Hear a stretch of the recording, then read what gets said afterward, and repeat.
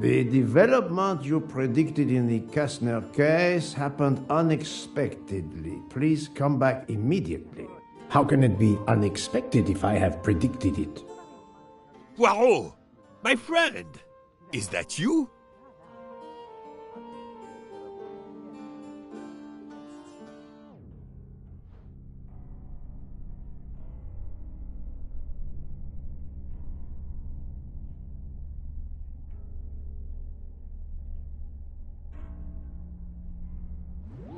Poirot, it is I, Book!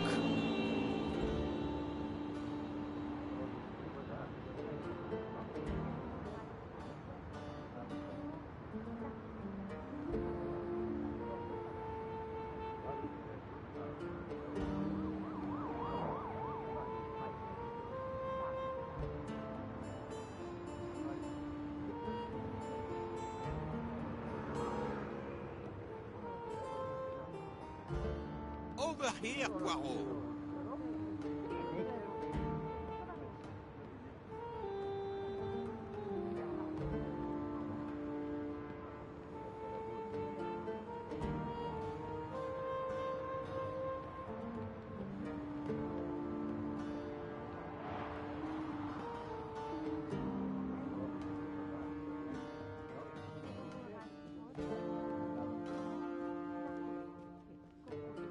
Poirot, it is I, Book!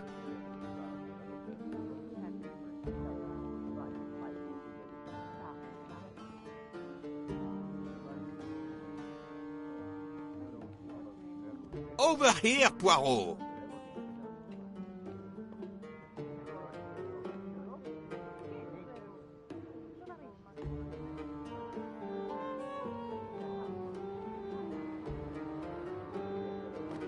Poirot! Another delightful trophy for my collection.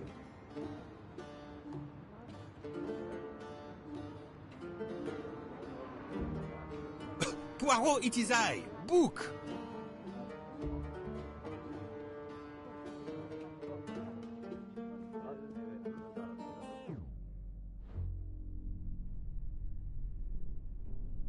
Poirot! Is it truly you, my friend? Book, it is indeed me. What brings you so far from home? A little affair in Syria. An affair of the heart? No, a modest affair of recovering stolen artifacts. But now I am summoned home to England and must leave immediately. This evening? You travel on the Orient Express, I hope. I have made no arrangements yet, as I just learned that an emergency has arisen, and I must return to England immediately. Very well. It will be my pleasure to secure you a sleeper on the Orient Express. If the director of the line insists, I accept with pleasure. And we'll dine together, for I too depart this afternoon. We'll have plenty of time to catch up. I'll have the hotel transfer our luggage. Excuse me, sir. You are the director of the line? The Princess Dragomirov would like to know if she may keep her mina in her compartment on the train. Good morning, Princess. It is an honor to welcome you aboard. There is absolutely no problem for your pet. You will ask about his food? Oh, yes. The Princess Dragomirov would like to know if there is food for miners on board. Insects, small amphibians, baby rodents. Baby rodents? Of course, Princess. Don't worry. Your bird will be fed as you demand.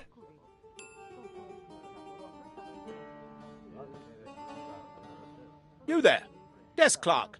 One moment, sir. Listen to me. Call the police. My train ticket has been stolen. Stolen? Oh dear. Oh dear. You travel by the Orient Express, monsieur? Arbuthnot. Captain Archibald Arbuthnot, formerly British Army, now retired. And yes, I'm taking the Orient Express to Paris. But what business is that of yours? My name is Book. I am the director of the line at your service. And perhaps this gentleman could assist you. He is Hercule Poirot. Oh. Uh, but I must make that train. A train ticket. Yesterday I recovered artifacts worth several millions. Please, my friend.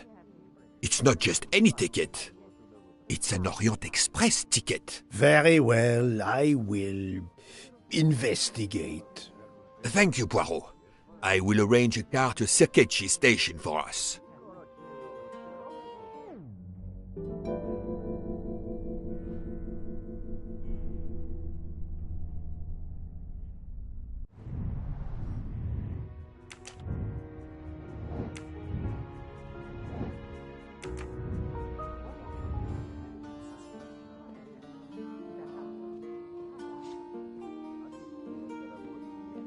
How do you know your ticket has been stolen, monsieur? I put it on a table in my room. I came down here to breakfast, and when I got back, my ticket was gone, and other things were on the floor, as if they'd been tossed about. Alors, monsieur, I suggest we begin in your room. Will you lead the way?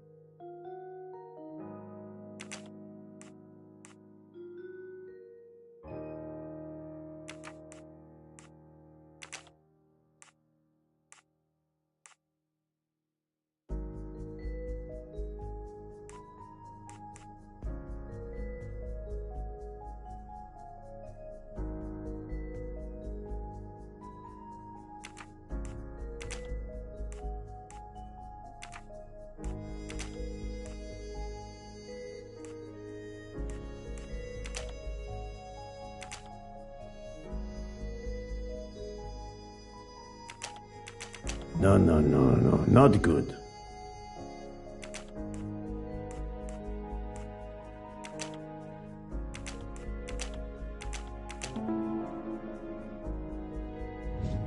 That was easy.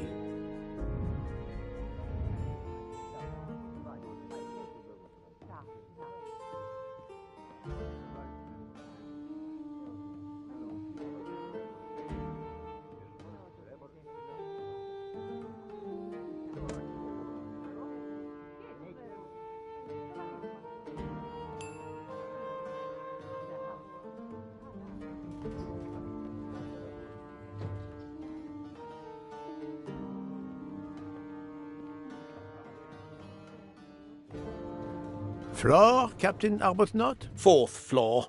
Oh, one mystery solved.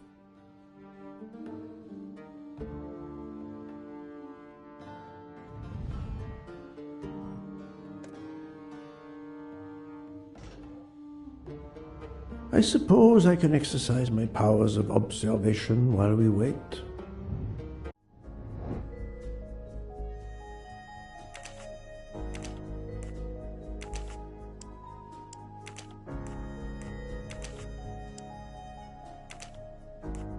This is wrong, but I'm never far from the truth.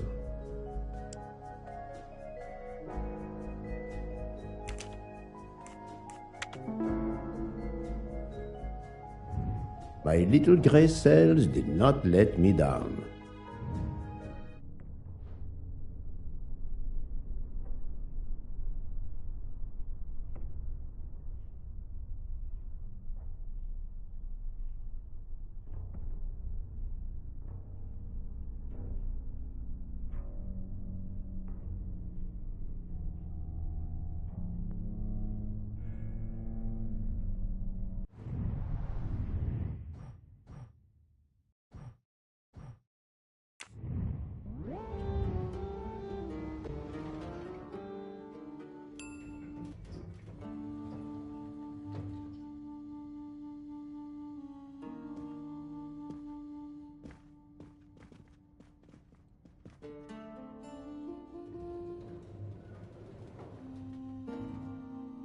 My room's along here. 411. In a hotel of this quality? A thief? Come on, don't dawdle. Someone has rejected their breakfast. Not a mystery worth pursuing.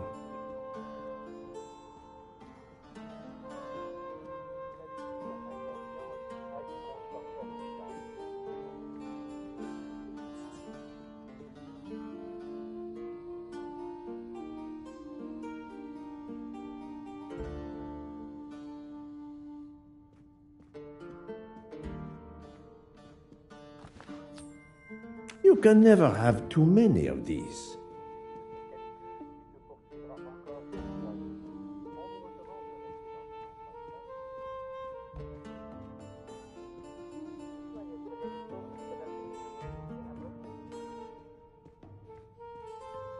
You have locked the door, monsieur? Naturally. This is a foreign country. You have the key card? Of course. We will enter.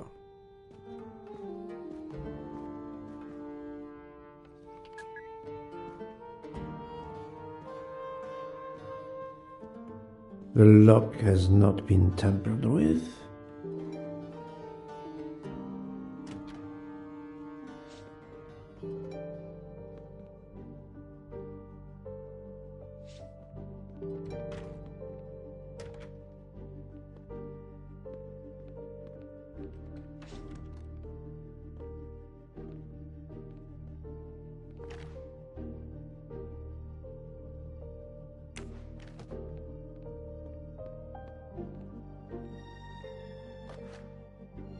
A perfume bottle.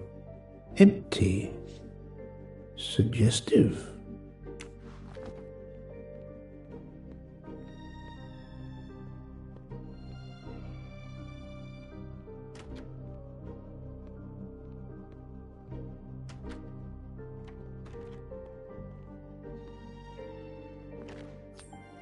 Come to Poirot, my exquisitely sculpted friend.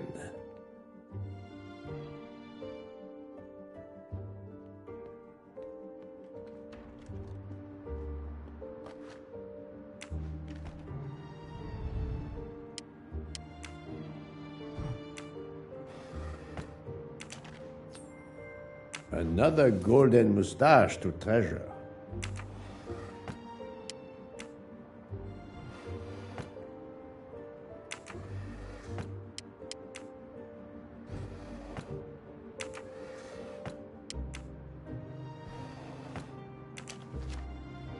A brochure for this fascinating city.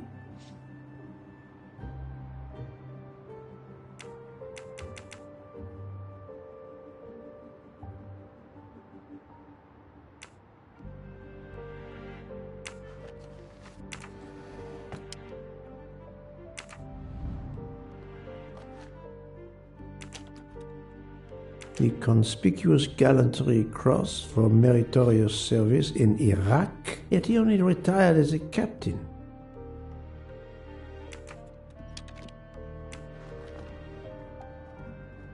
Four floors. It's impossible for a thief to have exited through the window. A stamped reservation for the Bosphorus ferry. A stamped reservation for the...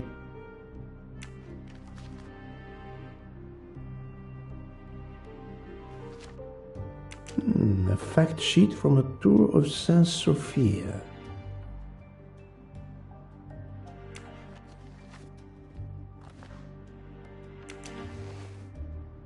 The wallet is somewhat worn. It contains just over $200 and the usual cards.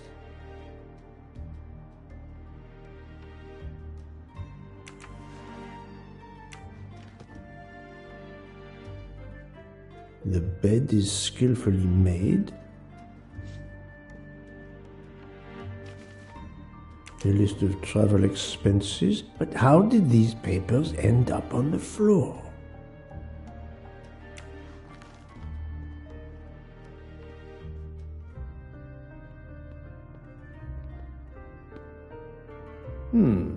water with traces of soap. The water is scented.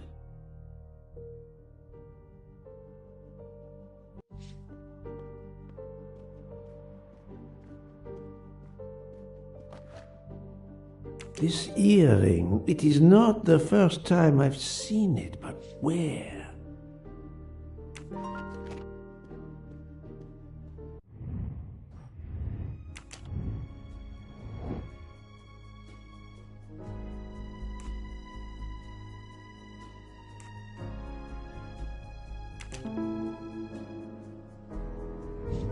Et voilà.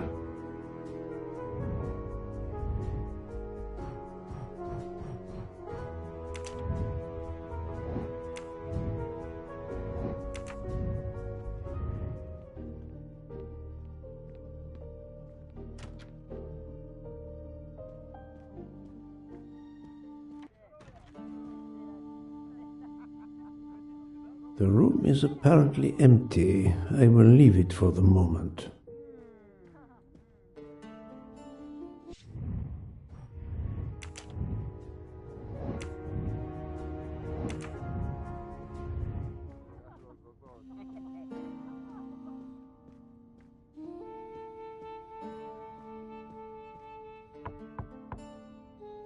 Go away, please. A brief word, sir. I will give you 2 brief words. Go away. Monsieur. I've been traveling all night from New York. Must I call the management? Pardon, monsieur. I do not believe we have awakened a thief.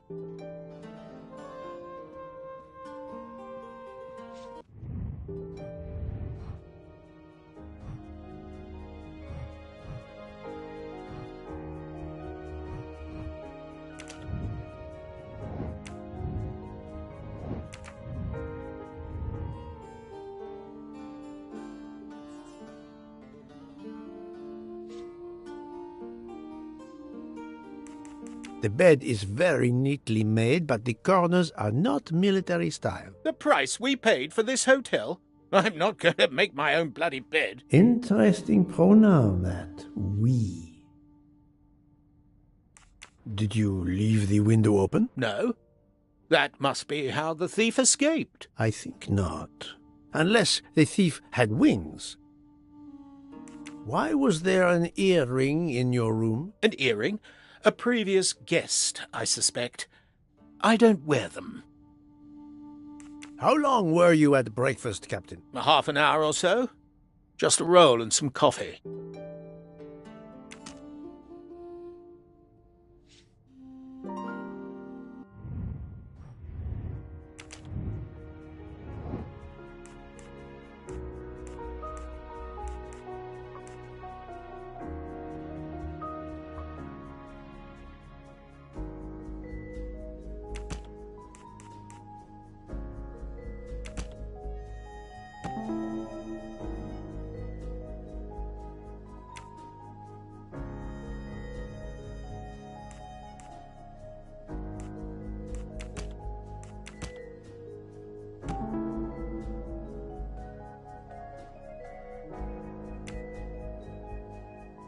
The wind probably blew the papers on the floor as it came in through the window. Moreover, the door is closed, and I found an earring on the bedside table.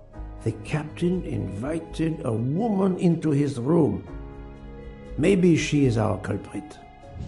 My little gray cells did not let me down.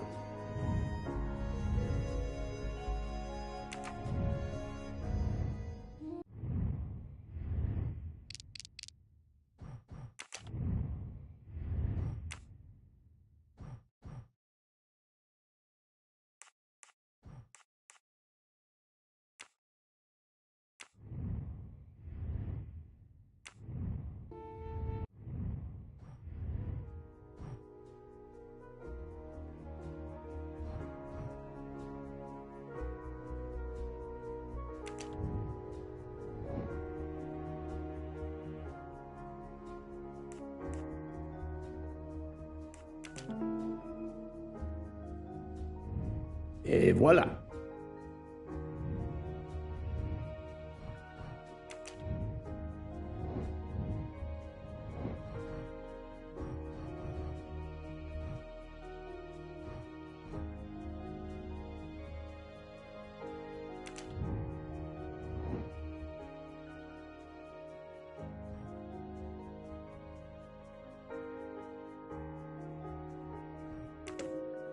Very well, I choose to go this way.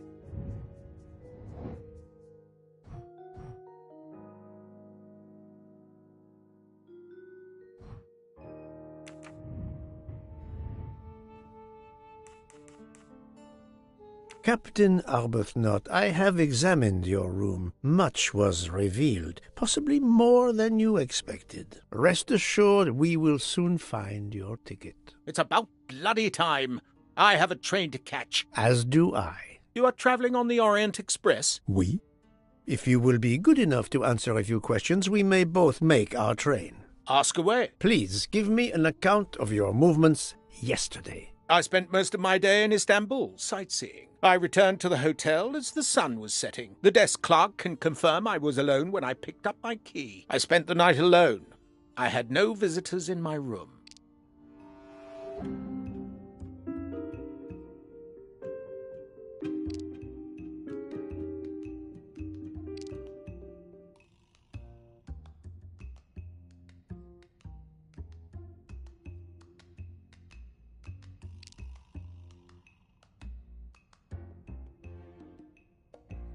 Have you told me the entire truth, Captain Arbuthnot? Of course. I want you to find my ticket.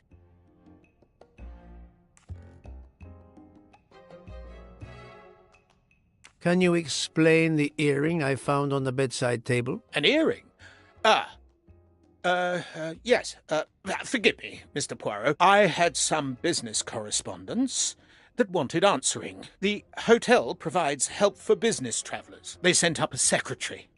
I dictated a letter, and she mailed it for me. I hadn't noticed that she had lost an earring. And when did you invite this secretary? This woman may be the thief we are looking for. That was yesterday evening. My ticket was still there when I went down to breakfast. She can't have taken it. I see. Never mind. It is easily checked. And there was no other person in your room? No, I swear there wasn't. Ah, well, never mind. If it is not her, there is only one option left. Fine. Please finish your job quickly. I'll be downstairs in the lobby.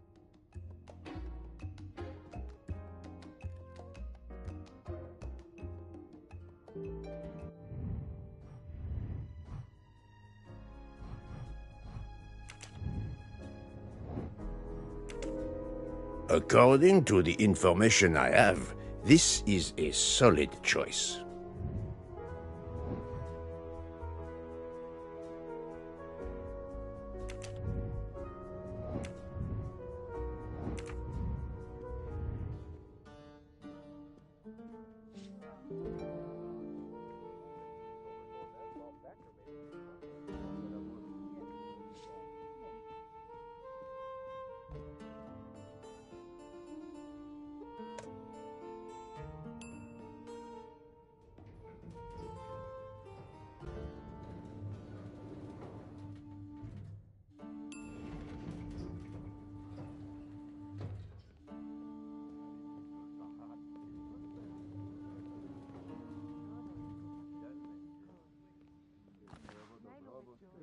The Hotel Tocatlian is a perfect prelude for my journey.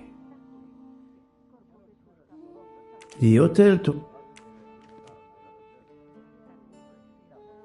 Pardon, monsieur. May I inquire when the staff begins cleaning the rooms? Every morning at breakfast time, sir. After making certain there are no guests in the room, of course. May I speak with the chambermaid who cleaned room 411 this morning? I hope you don't think that one of our staff stole the ticket. No. Do not distress yourself. We seek only information. I will summon her at once. Oh, I'd ask her to bring her laundry cart.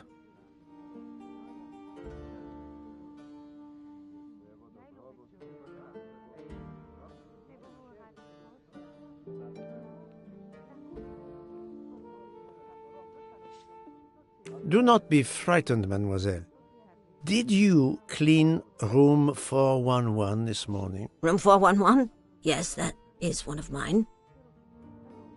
Did you see a ticket on the desk when you entered the room? I'm sorry, I didn't notice a ticket.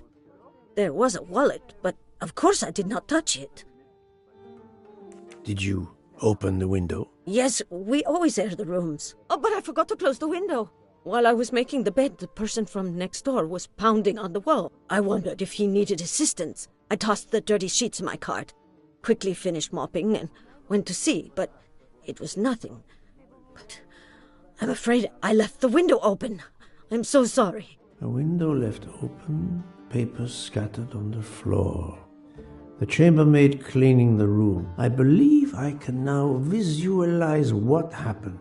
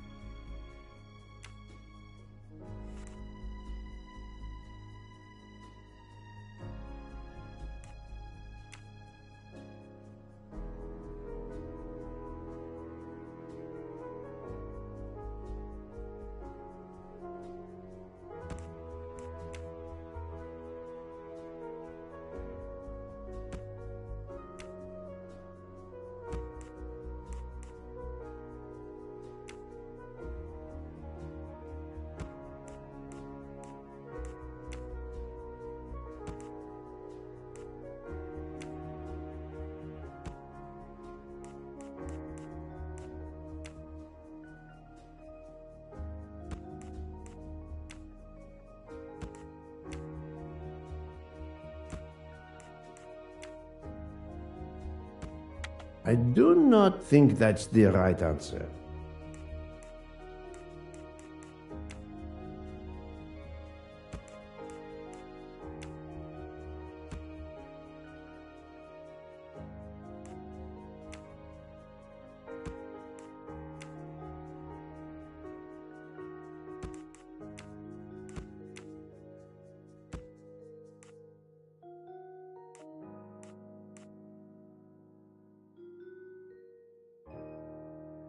I must admit I'm not right this time.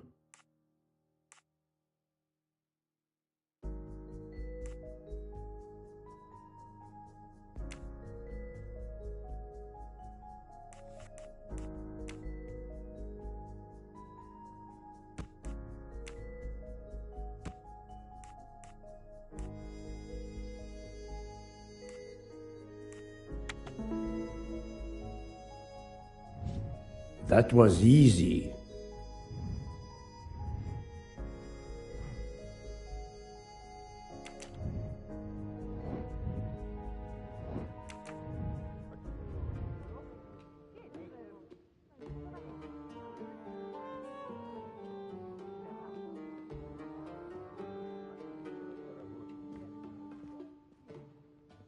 Mademoiselle, would you be so kind as to look in the sheets from room 411?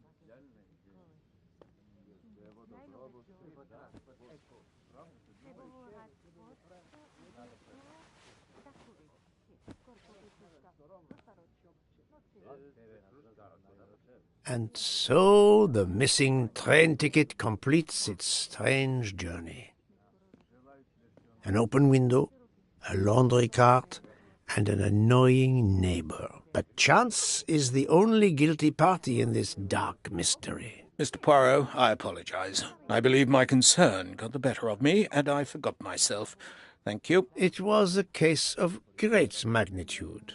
I'm glad I was up to the challenge. And that, I think, is that.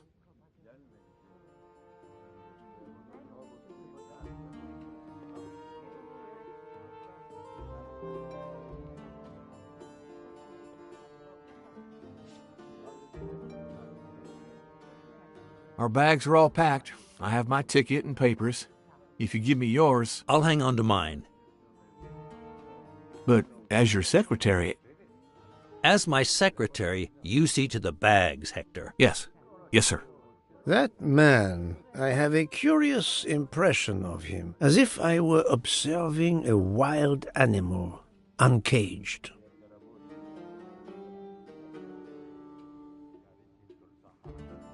We must leave for the station. Our bags are in the taxi. Did you find the ticket? It was a case most difficult, but somehow Hercule Poirot managed. I knew you could do it. Now we can sit back and enjoy a relaxing train ride.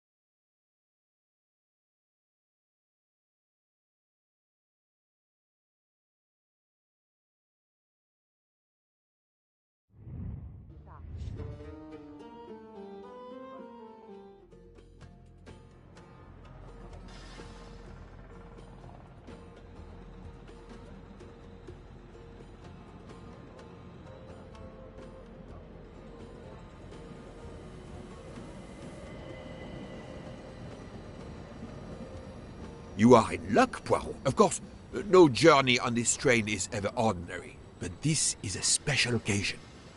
To celebrate the 140 years of the Orient Express, the engine will be none other than the splendid Pacific 231G558. There she is, Poirot. The most celebrated train in history. Oh, my eyes fill with tears of pride. It is time we were aboard, my friend. Follow me. The wagon-lit conductor, Pierre Michel, will direct you to your compartment. Lead the way, Book. It was built in France in 1922 by the Compagnie Batignolles-Châtillon. At the time of its purchase by the SNCF in 1938, it could reach speeds up to 130 kilometers per hour. Wait until you see. It is like traveling back in time. Today the train is limited to 100 kilometers per hour. I assure you, that will be more than fast enough to get you to Paris in time for your connection to London. In the meantime, you will bask in the magic that is the Orient Express.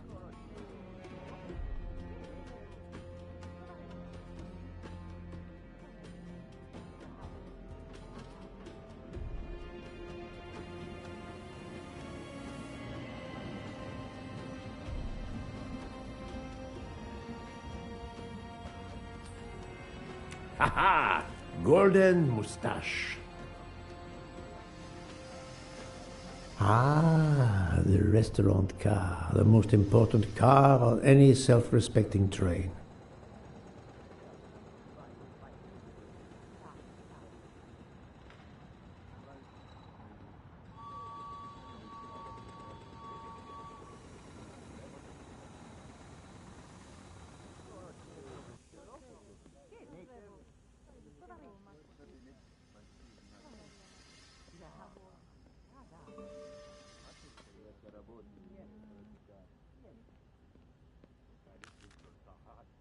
A moment to savor, to see the famous locomotive after so many years.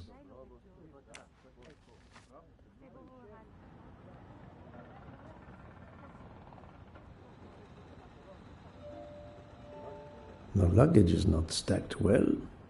I am resisting the temptation of lining it up properly.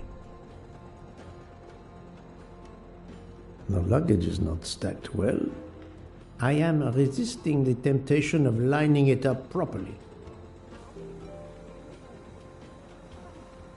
Good evening, monsieur. Your compartment is number 202. However, I am afraid that all the others are already full. Full? But how can that be? It is incredible, monsieur. all the world elects to travel tonight. All the same, you must find room for this gentleman here. I can exercise my powers of observation while they try to find me a bed. He is a friend of mine. He can have number 201. It is taken, monsieur. What? Number 201? But yes, monsieur. We are full. Full everywhere. The 100... Notice the young woman from the hotel. She again wishes to watch the old man with his little friend, but not to be seen herself.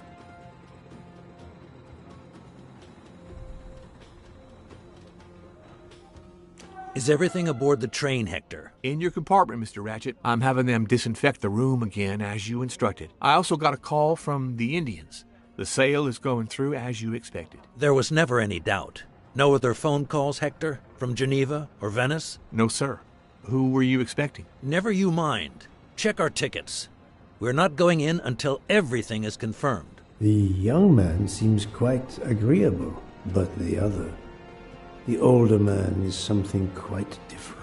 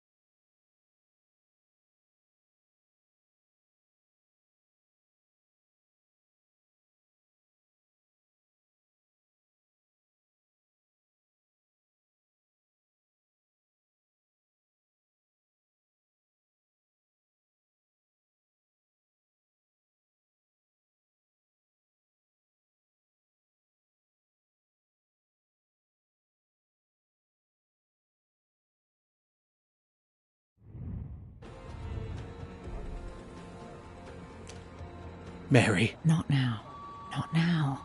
When it's all over, when it's behind us, then.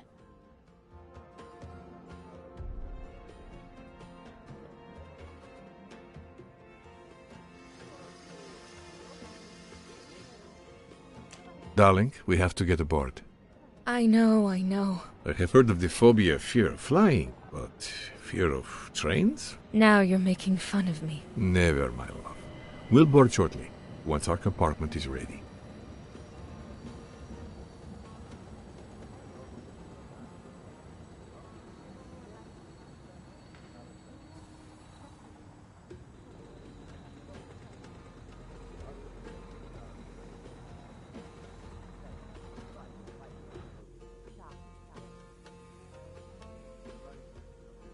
Why did you order so much lobster, Hotaru? My dear Freya, I need it for my specialty on the second night. And if the lobster a la mori isn't fresh, the passengers will know. We don't have enough space for my desserts. Tonight, molten chocolate cake. Tomorrow, my specialty. That is not my concern. They will not have room for them anyway. Serve your lobster tonight. Chicken a la mori must be the first night dish for the travelers. It is easier to digest. You really are the egomaniac everyone says you are. I have every reason to be. I am the engine. You are just the caboose. Poirot, I am mortified. The 140th anniversary, perhaps, but such a plague of passengers.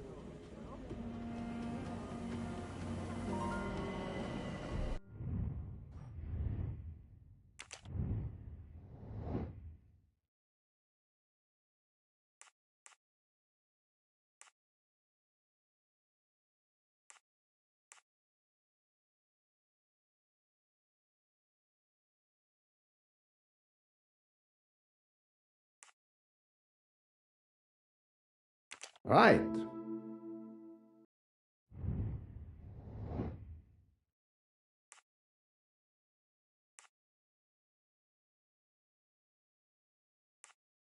Brilliant.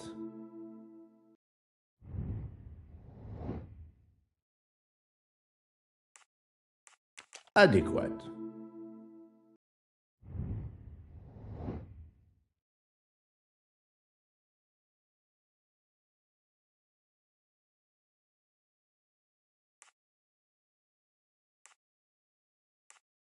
Think, Poirot. That is not a good answer. Why did you order so much? Fantastic.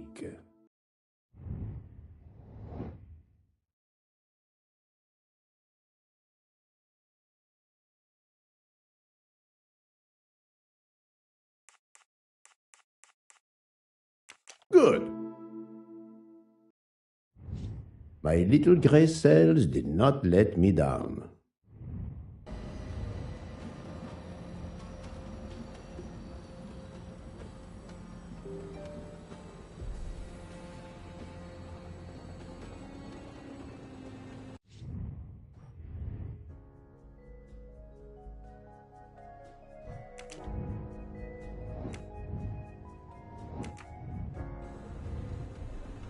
Poirot, we have a solution. A gentleman has not yet come. An Englishman, a Monsieur Harris. A name of good omen.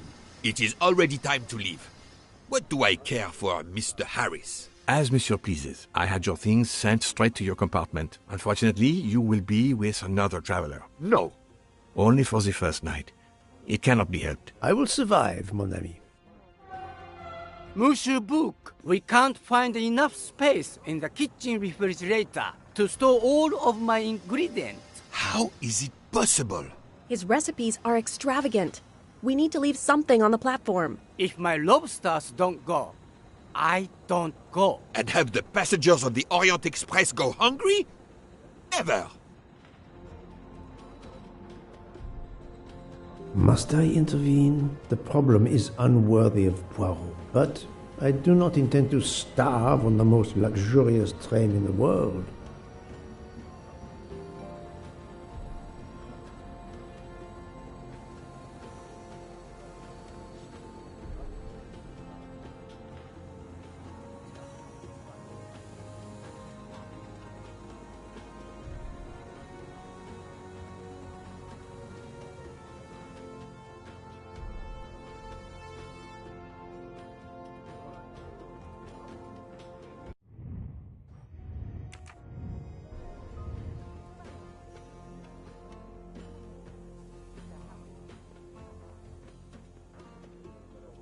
Thank you for coming to help us. It is impossible to fit everything into the Gary's refrigerator. Obviously, my entree are more important than dessert. If Mr. Mori delays his lobsters for a day or two, we can restock at another station. Delay? You ask me to delay? Freya? Calm yourself, my friend. I'm sure we can find a solution. Is that a diagram of the refrigerator? May I see it? Yes. He refuses to look at it.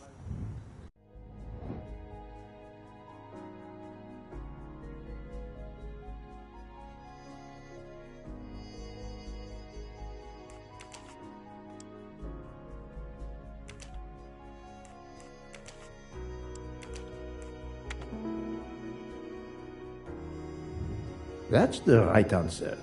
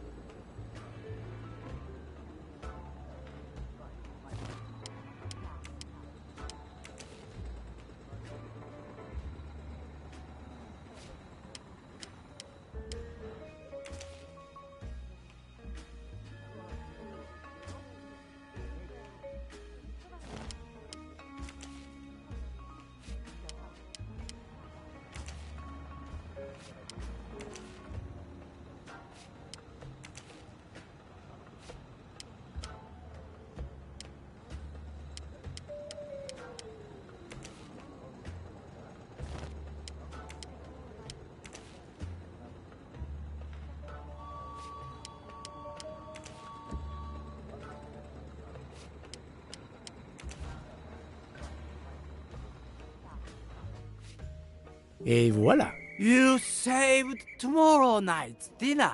Mr. Poirot, I will reserve the finest lobster just for you. I look forward to it, monsieur. And to the dessert, mademoiselle.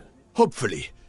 That will be the last mystery you face on our journey, my dear Poirot. Your compartment for tonight only is at the back of the second-class carriage, number 102. Tomorrow, you move to a private compartment.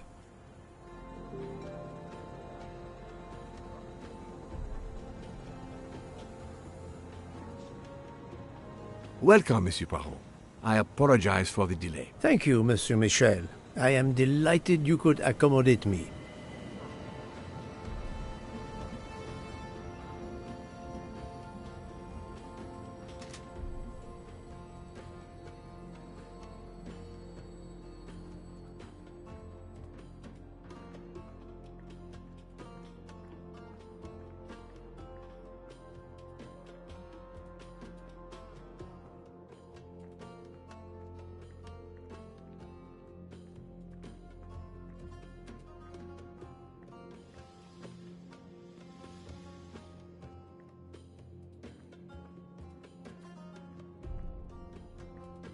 Wrong compartment. I need to find number 102.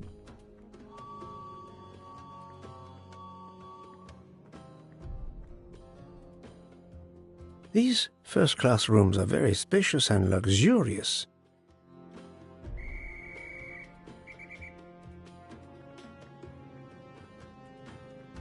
Wrong compartment. I need to find number... Pardon me? Oh, my apologies.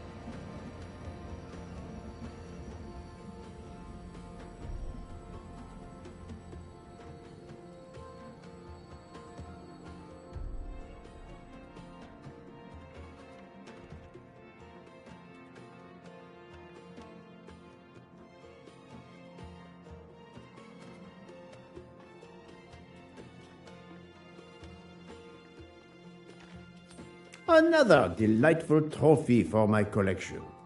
Wrong compartment. I need to find number 102.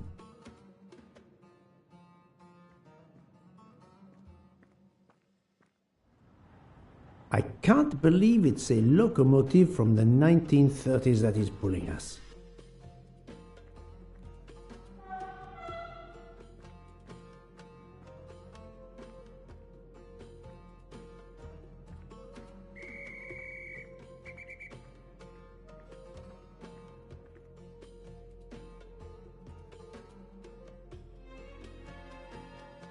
This lady has a style of her own, eccentric but chic.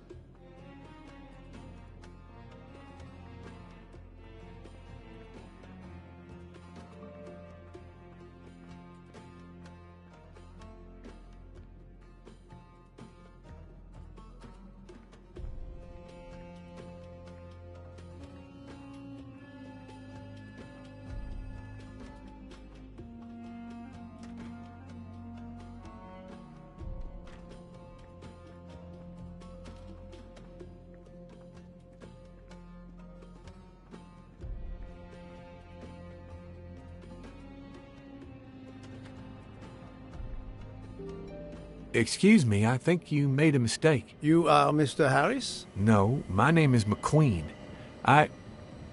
There is no other berth on the train, monsieur. All is arranged. Yours is the upper berth. We start in 1 minute. The train's remarkably full. En voiture!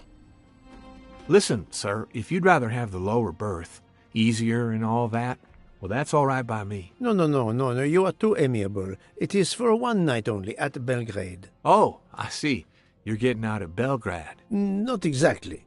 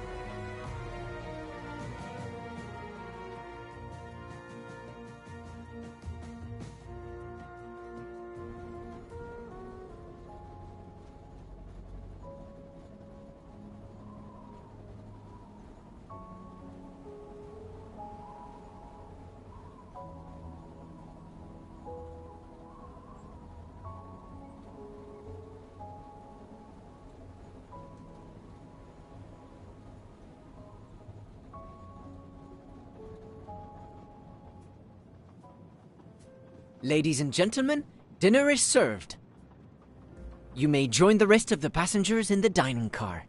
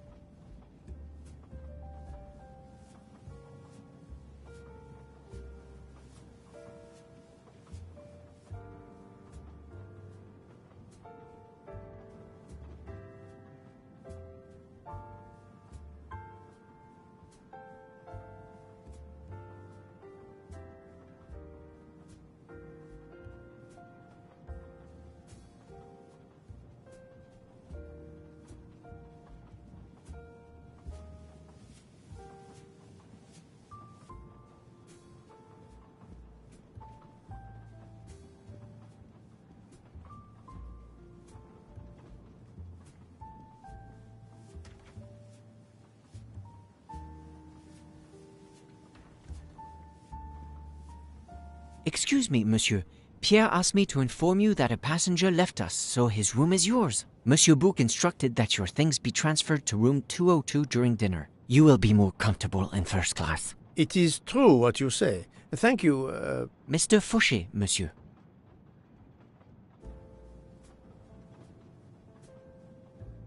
I'll leave you to it then. See you soon, monsieur.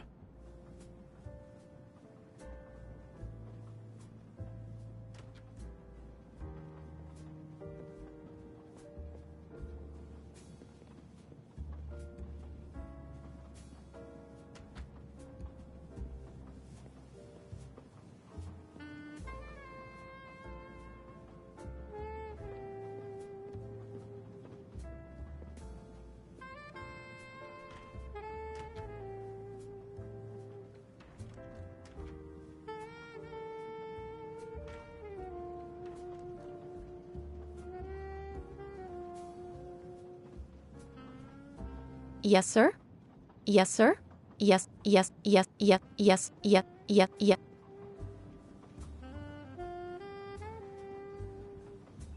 Please, my friend, join me. I have taken the liberty of ordering you your lobster. Thank you. It appears our fellow passengers are all gathered here again tonight. Ah! If I had but the pen of a Balzac, I would depict this scene. Oh, it is an idea, that. Ah, you agree. It has not been done, I think, and yet it lends itself to romance, my friend. All around us are people of all classes, of all nationalities, of all ages. For 3 days, these people, these strangers to one another, are brought together. They sleep and eat under one roof. They cannot get away from each other. At the end of the journey, they part. They go their several ways, never perhaps to see each other again. Certainly it interests us, inviting us to watch and wonder about their lives. Ah, I know you, my friend. Even now, your mind, it is at work. Let us test it. For example, what do you make of those two?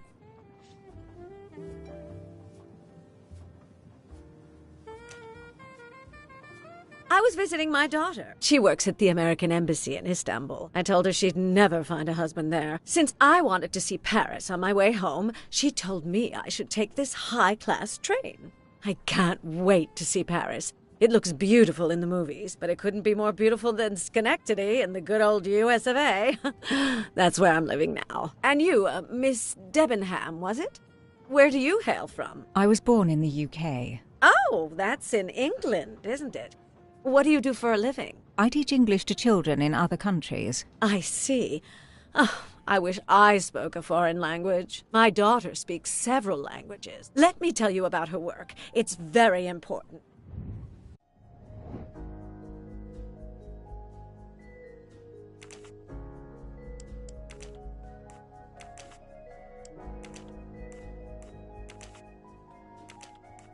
This is wrong, but I'm never far from the truth. Et voilà. There is much you can learn about someone just by observing them and listening. For example, that lady is reserved. She reveals little. She is self-contained. Some secret prompts her to allow her dinner companion to carry the conversation. I confess, in this case, what I witnessed in Istanbul suggests more, but I will respect her privacy. You will always amaze me.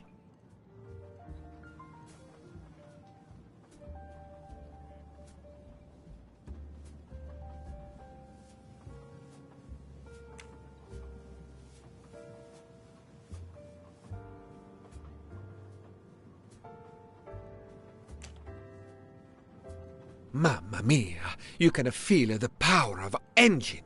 We climb into the mountains with ease. I know something about the power, and this baby has it in spades. There's something special about a train, I'll give you that. I sell toys, and model trains are one of our biggest items. And not just for children, either. You sell model cars too? Sure, but give me a train any day. Oh, my friend.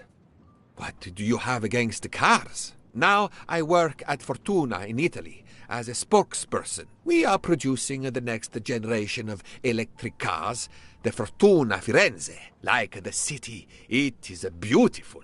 We got the competitors looking over their shoulders so much, they're going to hit something. Didn't mean to be insulting. It's just that there's something magical about a train.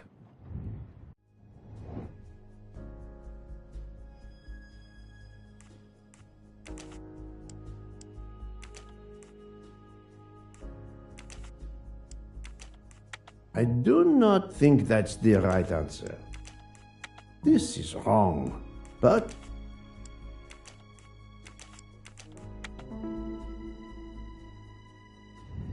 my little gray cells did not let me down. The loud gentleman is very confident, a master of his own fate. It is as much in the inflection as it is in the words. He believes in winning, also that he is the one who will win. You are a magician. Oh, it is not a parlor trick, my friend. It is simply observation.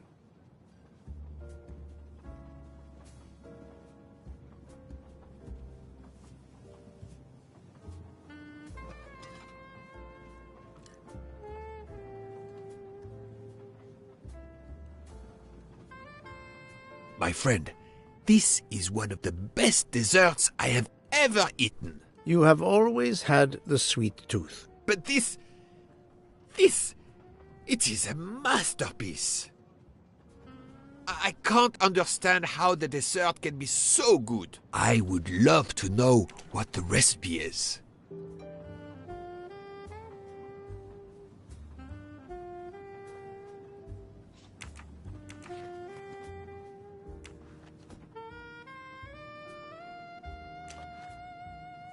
I couldn't tell what flavor the ice cream is.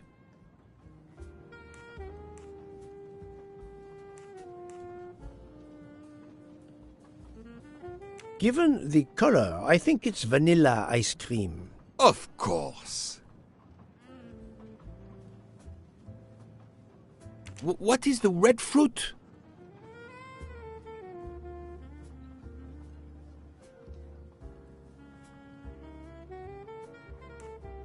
It looks like a raspberry. You have a good eye, Poirot.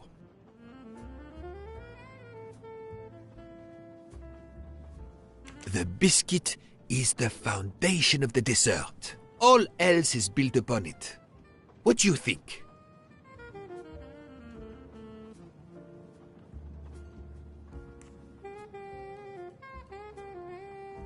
The cocoa color clearly announces itself.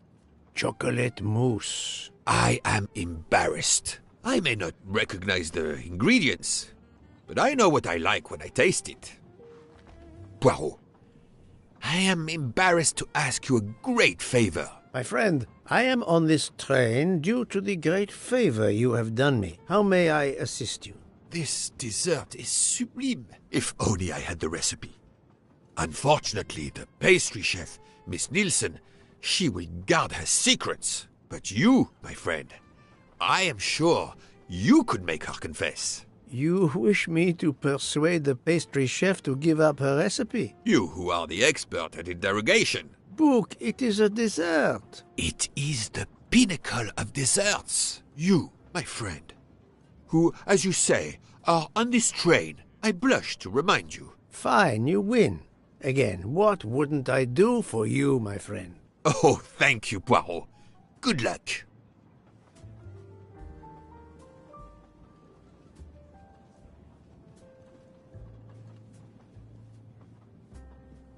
Good evening, mademoiselle. Good evening, sir. How can I help you? That was a magnificent dessert you served us tonight. I wanted to tell you personally how much both Monsieur Bouc and I enjoyed it. Thank you very much, sir. In fact, it is so good. Monsieur Bouc insists on knowing how you made it. Oh, sir, I'm sorry. You must know a chef never gives away their recipes. But, well, you helped with the refrigerator, and without space in it for me, there would have been no dessert. Very well. To prepare tonight's dessert, first I melt sugar to make caramel. Then I spread this caramel to make tuiles. Between two tuiles, I add a small scoop of lemon ice cream, and I put the whole thing on a strawberry crown. Poirot, you are suspicious even now. The pastry chef gave up her prized recipe a little too easily. I sense she wasn't entirely honest with me.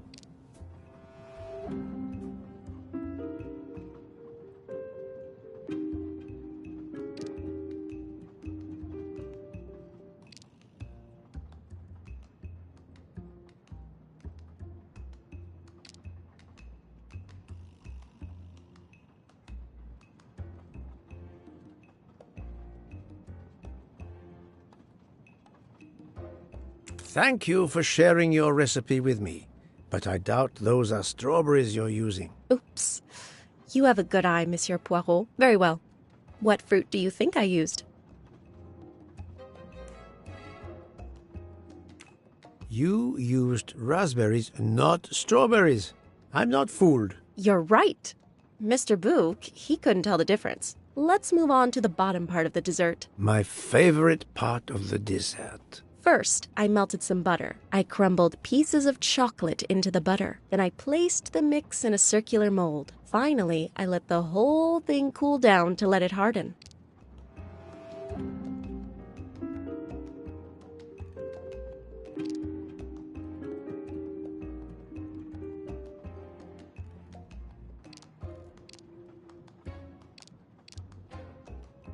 It's certainly not chocolate that you've crumbled. I see you do have an excellent palate.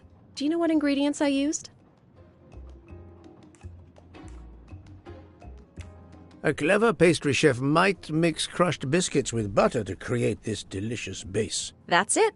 You're getting closer to the entire recipe. Closer? I've caught murderers with less difficulty than this. I'll give you one last challenge. I'm sure you will be able to figure out the order I mix my ingredients in. If you can, you will have earned my recipe. Mademoiselle, solving the murder of Roger Ackroyd was easier than this.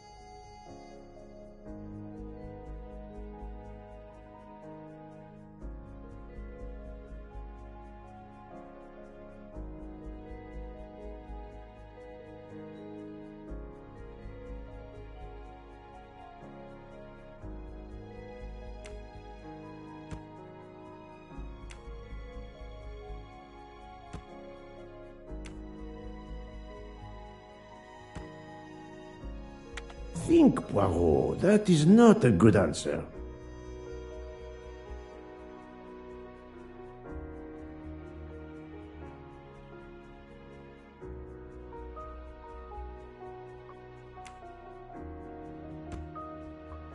No, not good.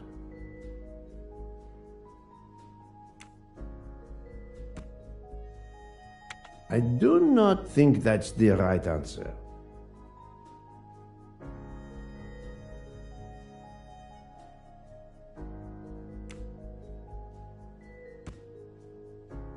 I must admit I'm not right this time.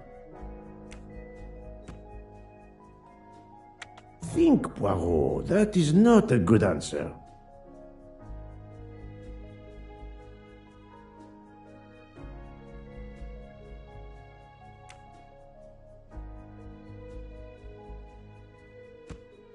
I do not think that's the right answer.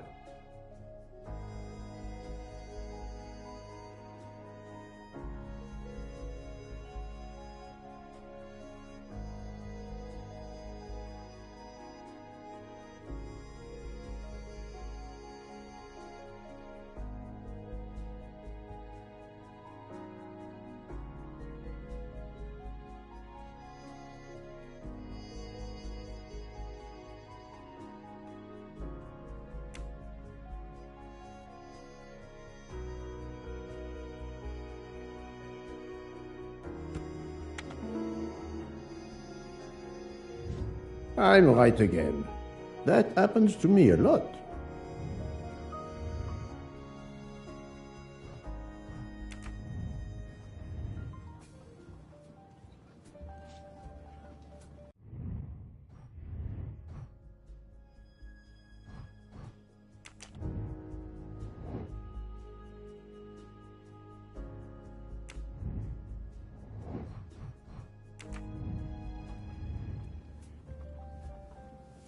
As promised, my recipe is yours.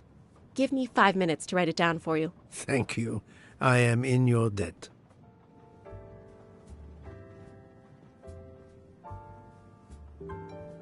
I can take advantage of this moment to resume my little observations of the passengers.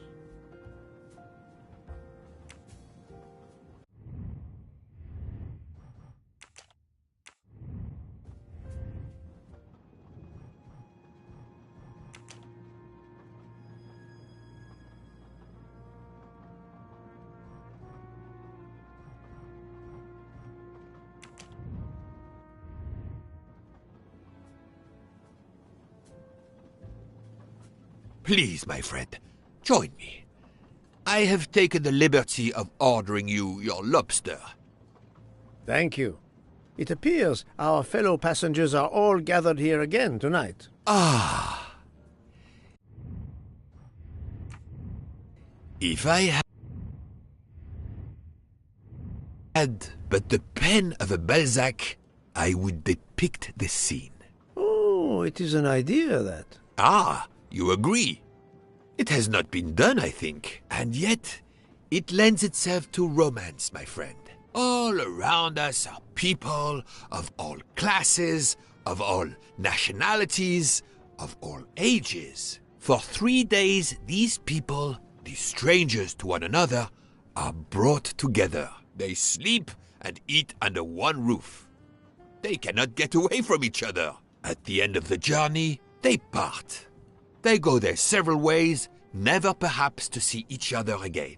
Certainly it interests us, inviting us to watch and wonder about their lives. Ah, I know you, my friend.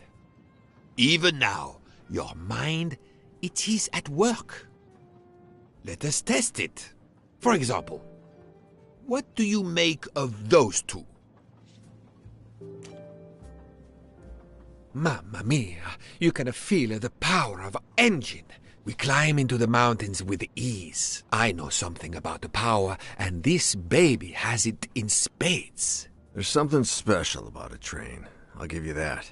I sell toys, and model trains are one of our biggest items. And not just for children, either. You sell model cars too? Sure, but give me a train any day. Oh, my friend, what do you have against the cars? Now I work at Fortuna in Italy as a spokesperson. We are producing the next generation of electric cars, the Fortuna Firenze. Like the city, it is beautiful.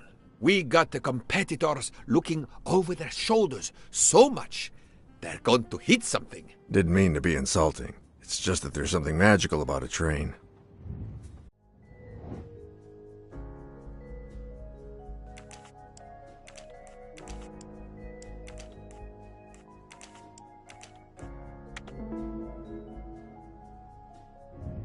That's the right answer. The loud gentleman is very confident, a master of his own fate. It is as much in the inflection as it is in the words. He believes in winning, also that he is the one who will win. You are a magician. Oh, it is not a parlor trick, my friend. It is simply observation.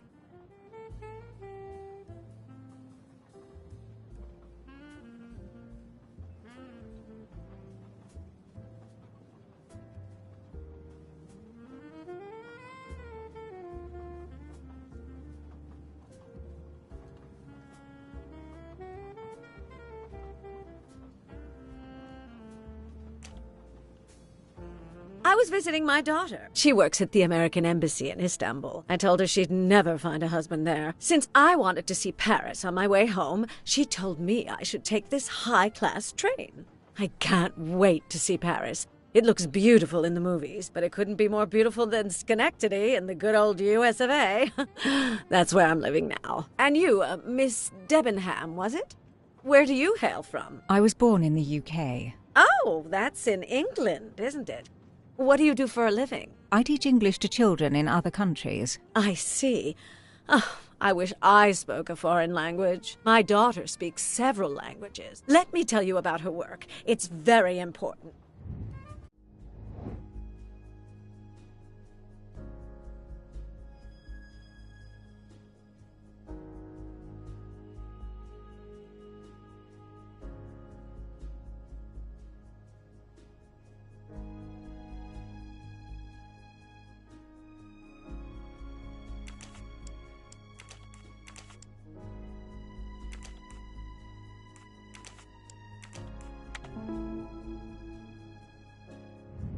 I'm right again. That happens to me a lot. There is much you can learn about someone just by observing them and listening. For example, that lady is reserved. She reveals little. She is self-contained. Some secret prompts her to allow her dinner companion to carry the conversation. I confess, in this case, what I witnessed in Istanbul suggests more. But I will respect her privacy. You will always amaze me.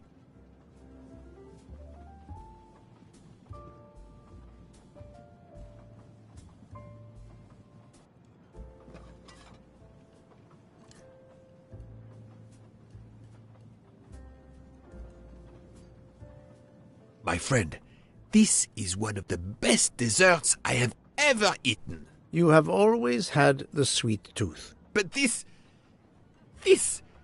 it is a masterpiece. I can't understand how the dessert can be so good. I would love to know what the recipe is. I couldn't tell what flavor the ice cream is. It looks like lemon. Look at the zest. Yes, I wasn't sure what that was. What is the red fruit? It looks like a raspberry. You have a good eye, Poirot.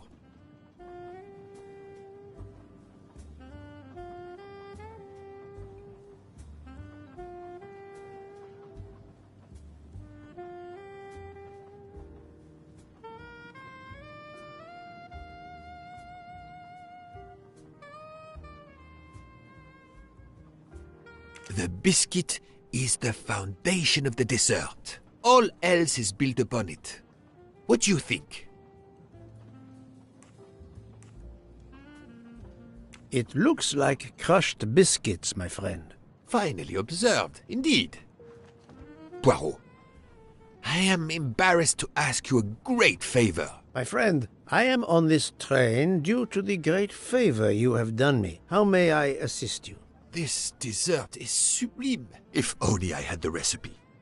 Unfortunately, the pastry chef, Miss Nielsen, she will guard her secrets. But you, my friend, I am sure you could make her confess. You wish me to persuade the pastry chef to give up her recipe? You who are the expert at interrogation. Book, it is a dessert. It is the pinnacle of desserts. You, my friend, who, as you say, are on this train, I blush to remind you. Fine, you win.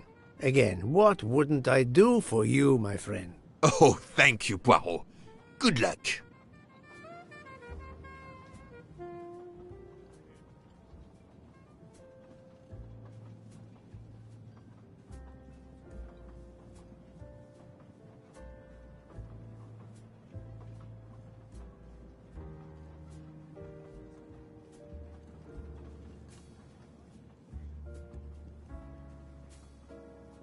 Good evening, mademoiselle. Good evening, sir. How can I help you? That was a magnificent dessert you served us tonight. I wanted to tell you personally how much both Monsieur Bouc and I enjoyed it. Thank you very much, sir. In fact, it is so good. Monsieur Bouc insists on knowing how you made it. Oh, sir, I'm sorry. You must know a chef never gives away their recipes. But, well, you helped with the refrigerator, and without space in it for me, there would have been no dessert. Very well. To prepare tonight's dessert, first I melt sugar to make caramel. Then I spread this caramel to make tuiles. Between two tuiles, I add a small scoop of lemon ice cream, and I put the whole thing on a strawberry crown. Poirot, you are suspicious even now. The pastry chef gave up her prized recipe a little too easily. I sense she wasn't entirely honest with me.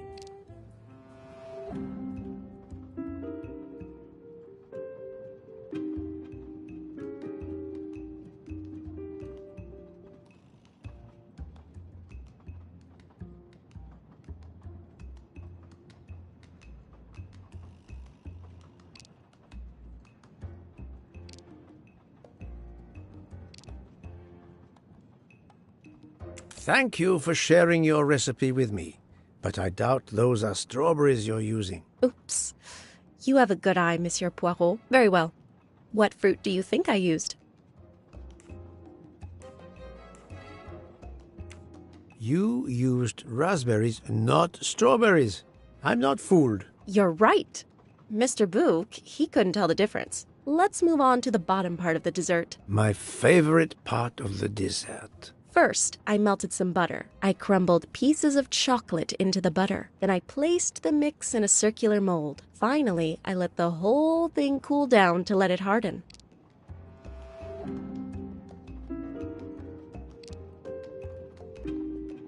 It's certainly not chocolate that you've crumbled. I see you do have an excellent palate. Do you know what ingredients I used? A clever pastry chef might mix crushed biscuits with butter to create this delicious base. That's it. You're getting closer to the entire recipe. Closer? I've caught murderers with less difficulty than this. I'll give you one last challenge. I'm sure you will be able to figure out the order I mix my ingredients in. If you can, you will have earned my recipe. Mademoiselle, solving the murder of Roger Ackroyd was easier than this.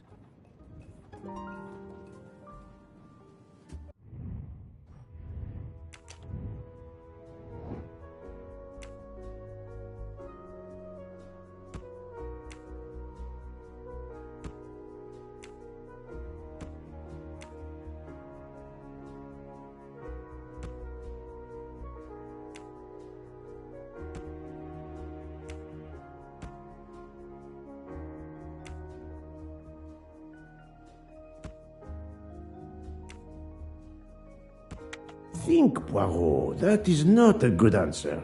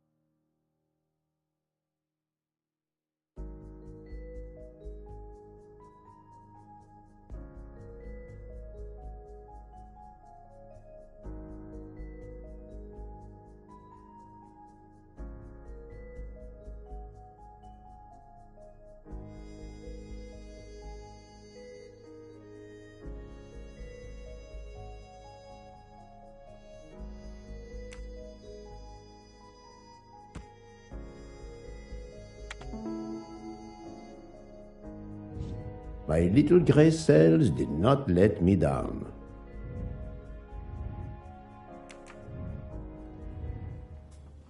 As promised, my recipe is yours. Give me 5 minutes to write it down for you. Thank you. I am in your debt.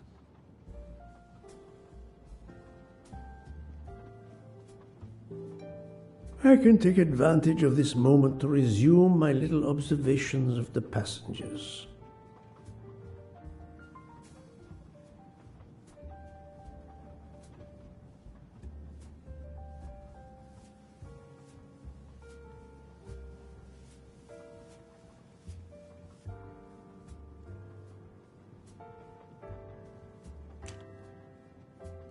Did you enjoy the meal? I'm not used to meals like this. You do not have good restaurants in Kenya? Actually, we do.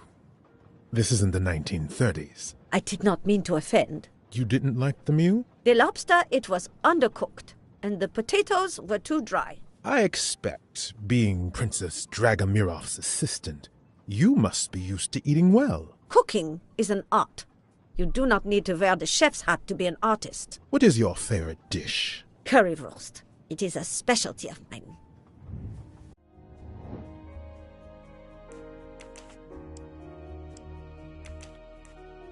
I do not think that's the right answer. No, not good.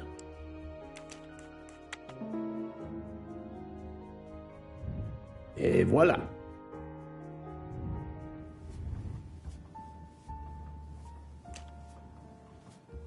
I made a lot of progress on the expenses last night, sir. I should be done by tomorrow morning. You're supposed to be a fast worker, Hector. Sorry, sir. Working here is not as comfortable as in our office in Boston. You're lucky to ride in a train like this.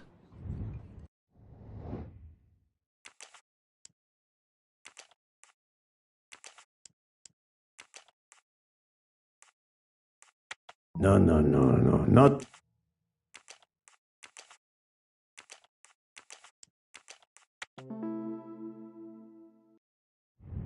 I'm right again. That happens to me a lot. Here you are, sir. My recipe. Please tell Mr. Book he should not expect my recipes for the other desserts. Thank you very much, mademoiselle. I know he will sincerely appreciate the gesture, and I will make certain he gets the message. Yes, sir? Yes.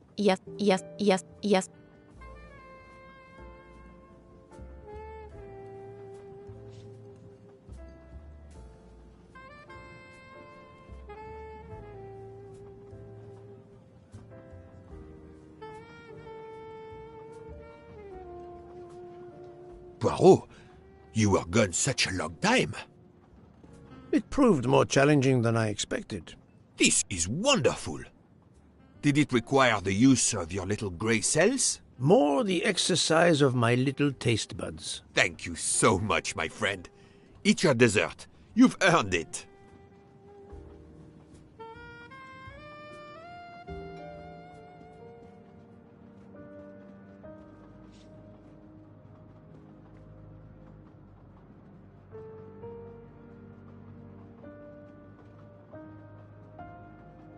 Good evening.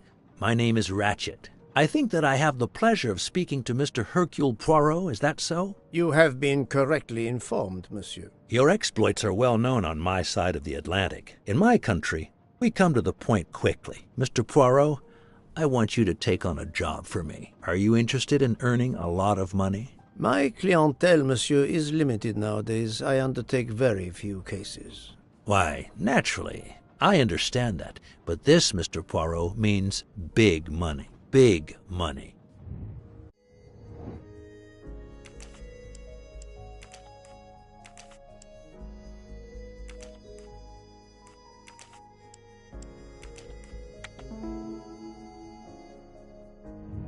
My little grey cells did not let me down. What is it you wish me to do for you, Monsieur Ratchet?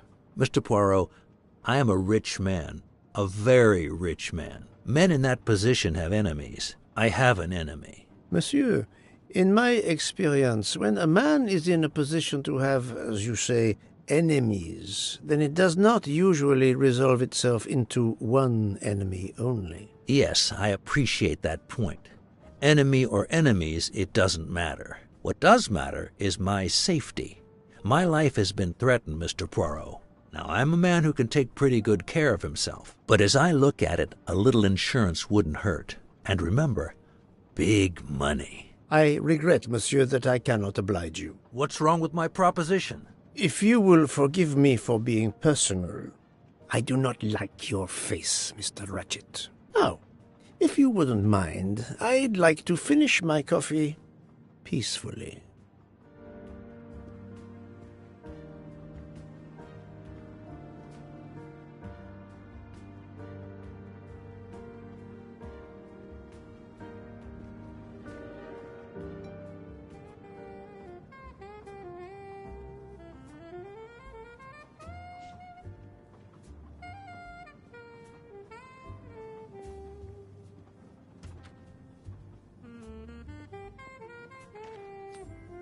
Come to Poirot, my exquisitely sculpted friend.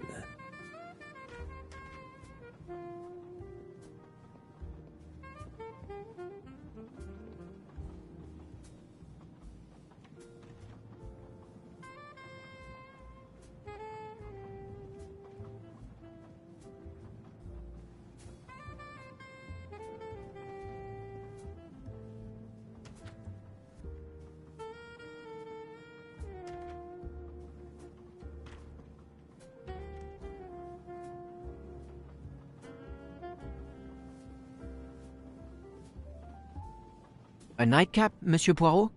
A cup of coffee, Monsieur Fauchet. Then I will retire to my new compartment. I'm sure you will find it to be most comfortable.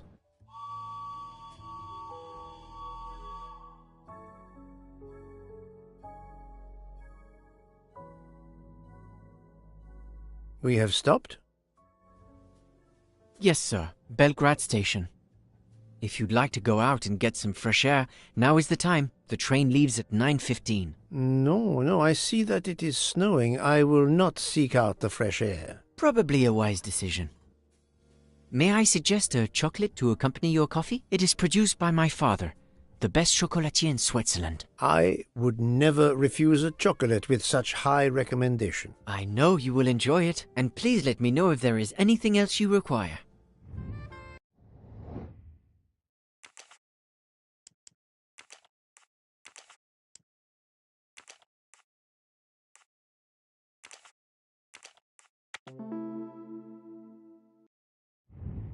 That was easy. Everything was perfect. Thank you very much. My pleasure. Is there anything you require, monsieur? No, merci.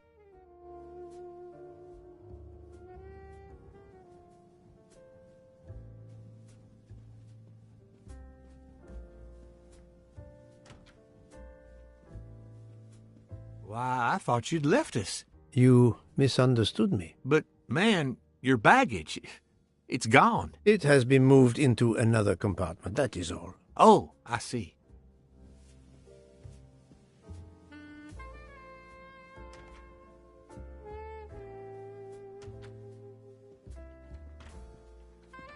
I wish you a good night, Monsieur Poirot. Good night.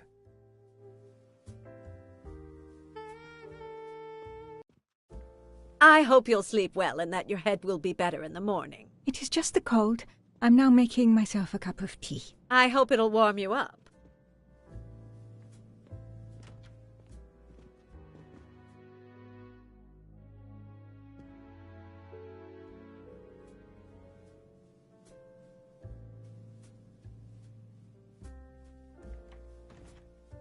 Monsieur Ratchet seems very upset.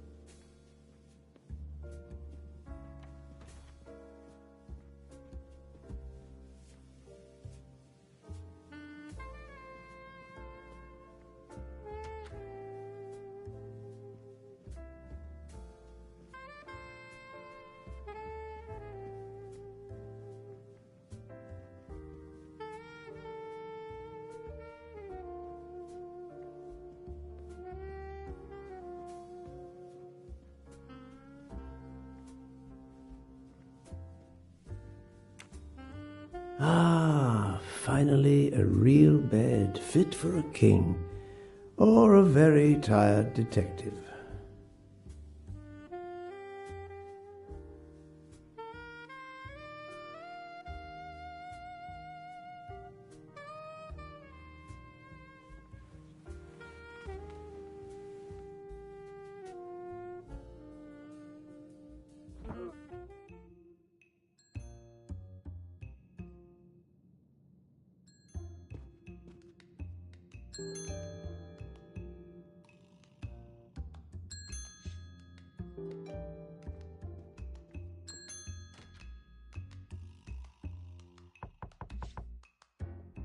Monsieur Ratchet? Ce n'est rien, je me suis trompé.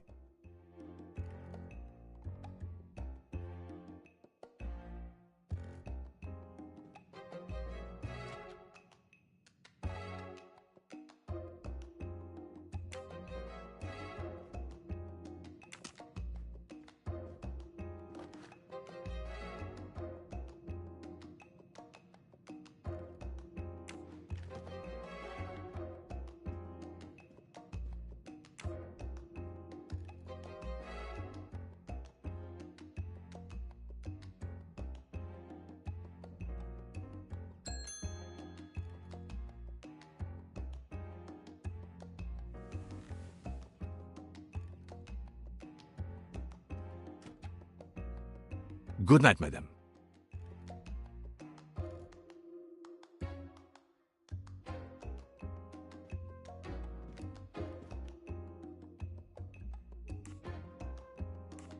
The American lady? Yes, don't worry. You'll know how Mrs. Hubbard is. Imagine to yourself the time I have had with her. She insists, but insists, that there is a man in her compartment. Just imagine it, monsieur. In a space of this size, where would he conceal himself? I argue with her. I point out that it is impossible. She insists. She woke up and there was a man there. And how, I ask, did he get out? And leave the door bolted behind him? But she will not listen to reason. That one does not leave time to listen. The train has stopped, Mr. Michel? We have run into a snowdrift. Heaven knows how long we shall be here. I remember once being snowed in for 7 days. Where are we? Between Winkowski and Brod. Oh la la. It's time for me to go back to bed. I wish you a good night, monsieur. Or what is left of it.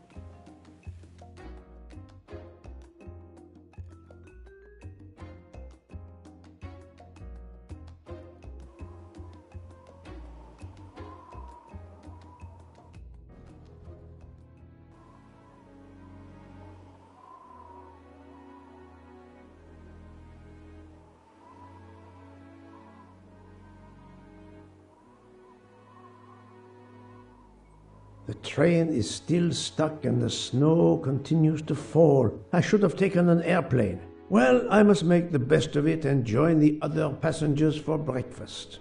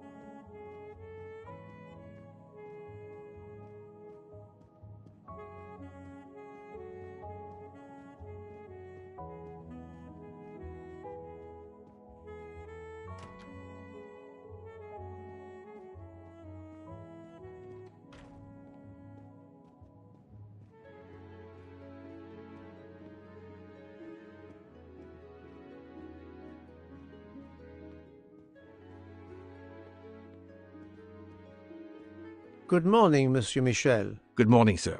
Please enjoy our special breakfast in our restaurant.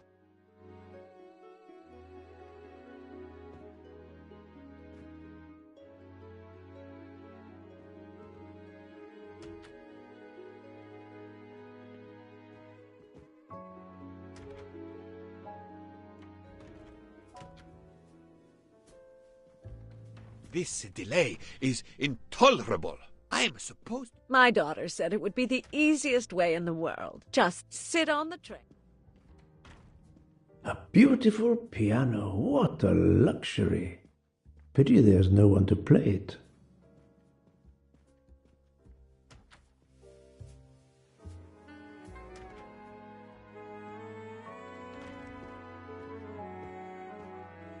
How long are we expected to be stranded here? It won't do much good complaining to me. That fellow there with the moustache, he may know something. Excusez-moi, sir. Yes? Monsieur Bouc asks for you to join him in compartment 203. Look here, Poirot. Can you tell us anything? I can tell you the snow, it will not move aside on its own. Of course, but you obviously have some influence with Bouc. I am going to see him now. I will ask him if he has any information.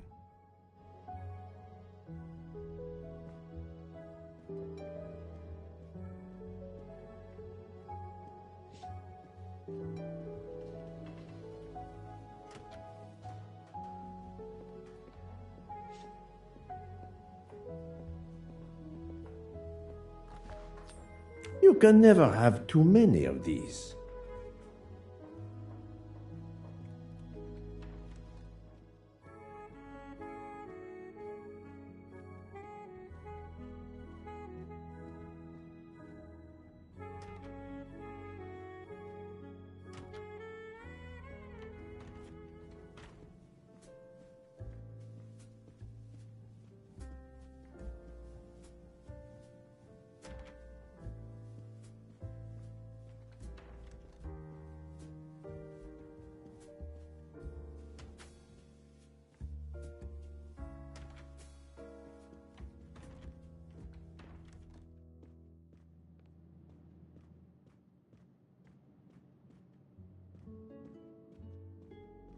Ah, my good friend, come in.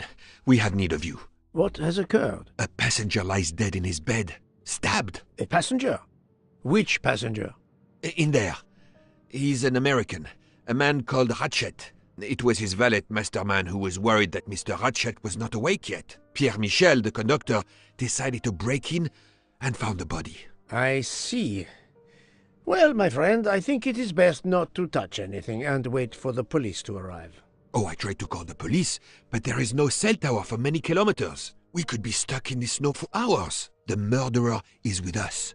On the train, now! The sooner we catch him, the sooner we'll be out of danger. The Dr. Constantine is already examining the body. Mon ami, this is not a missing train ticket. We must follow procedure. We must wait for the police to secure the crime scene. Please, Poirot. I will take full responsibility. Bouc, you ask. Well, if we cannot contact the outside world, then... Oh, you are going to drive me crazy. In truth, this problem intrigues me. I was reflecting not half an hour ago that many hours of boredom lay ahead whilst we are stuck here. And now, a problem lies ready to my hand. You accept, then? C'est entendu. You place the matter in my hands.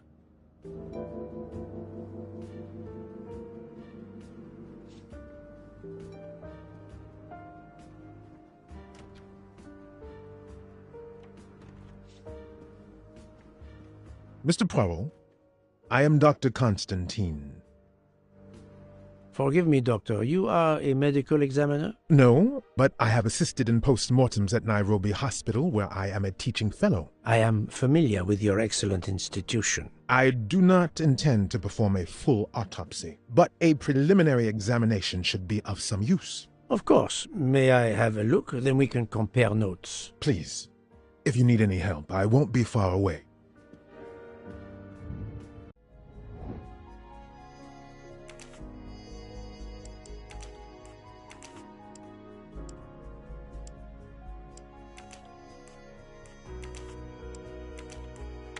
think, Poirot. That is not a good answer. I do not think that's the right answer.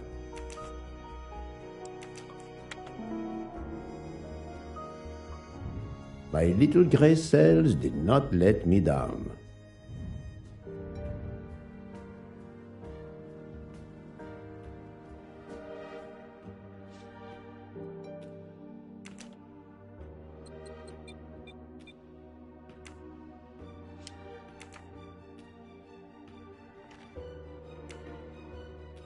A box of sleeping pills. I'll take photos.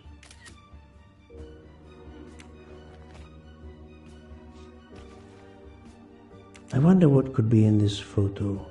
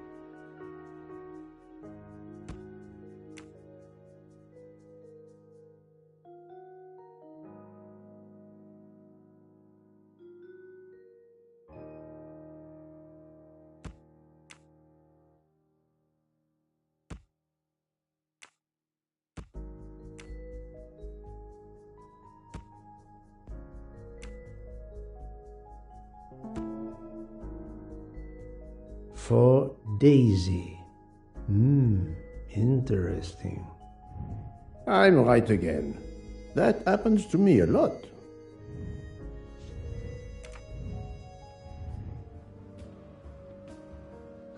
Where can the killer have gone? This door communicates with compartment 204.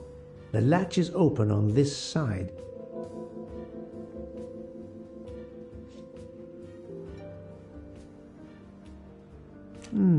The snow is falling only lightly this morning. The murderer would have left tracks in the snow if he had jumped out the window.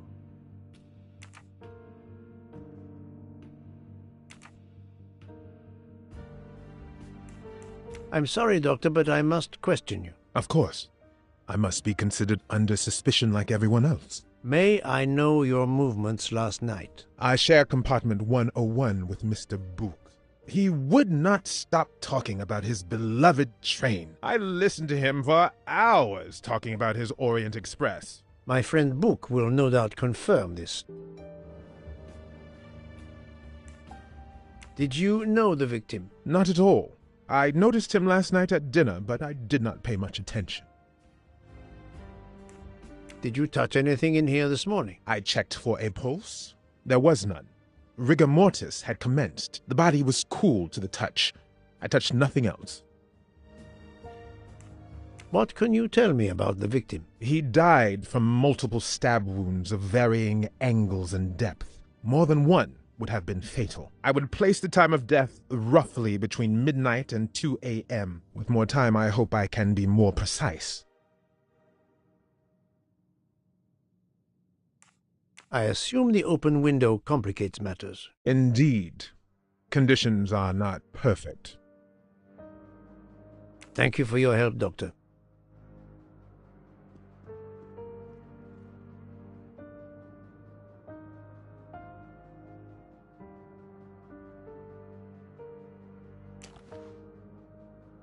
I'm sure I will find some interesting things inside. I'm sure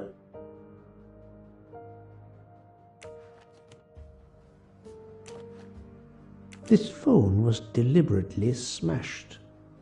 This phone.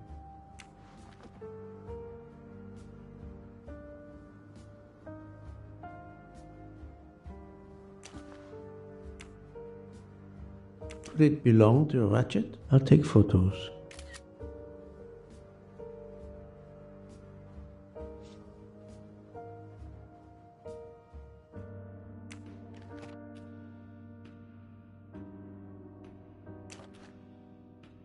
A handkerchief. There's a letter H embroidered on it.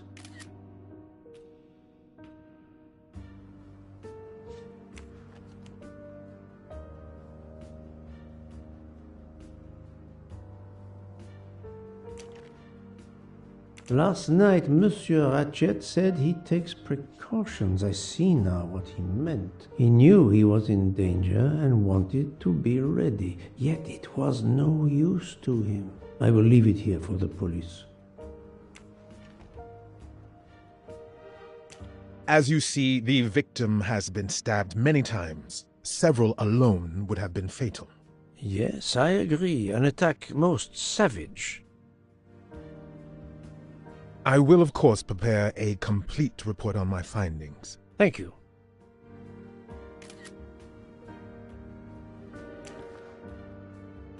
The watch is broken. The hands are stopped at 1:15 a.m. One would expect that to be the time when the attack occurred.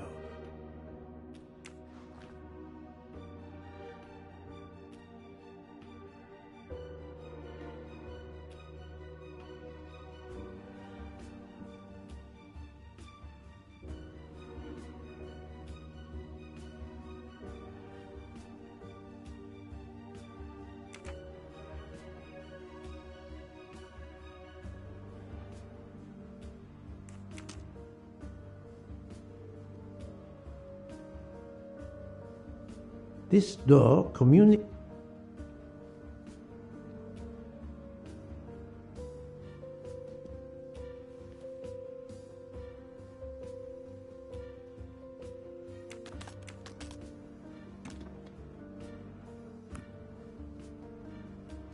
Expensive clothing, recently laundered.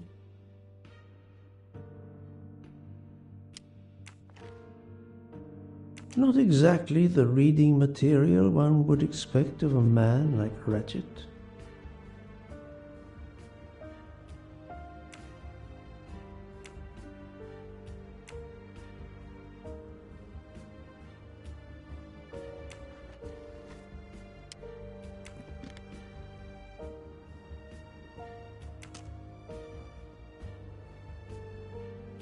The chain lock is broken. Monsieur Michel told me that he broke the chain on the door to get into the room.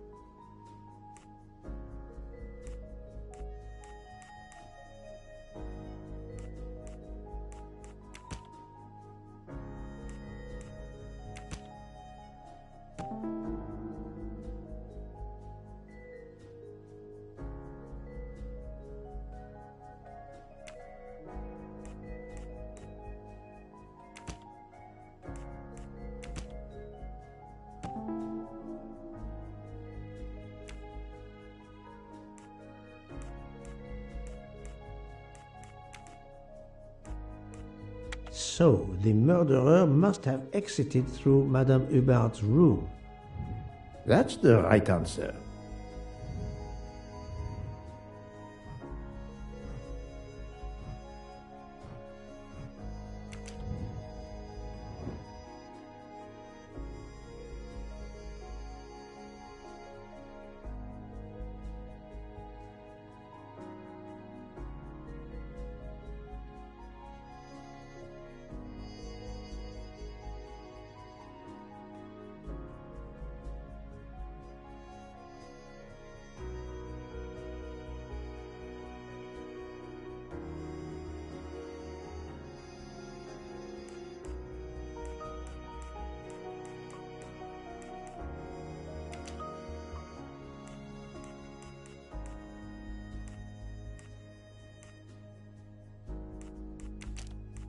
This is wrong, but I'm never far from the truth. No, not good.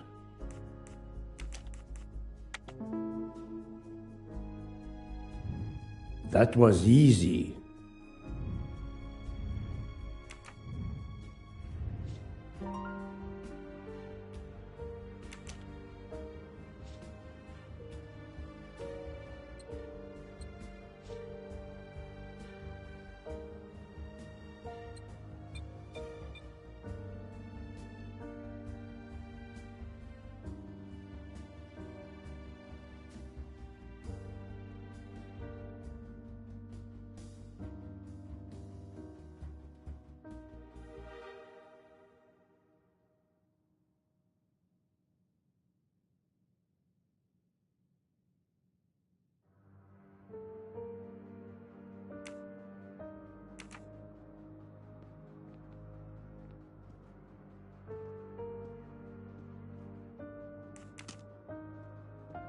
I shouldn't leave until I have finished inspecting the crime scene.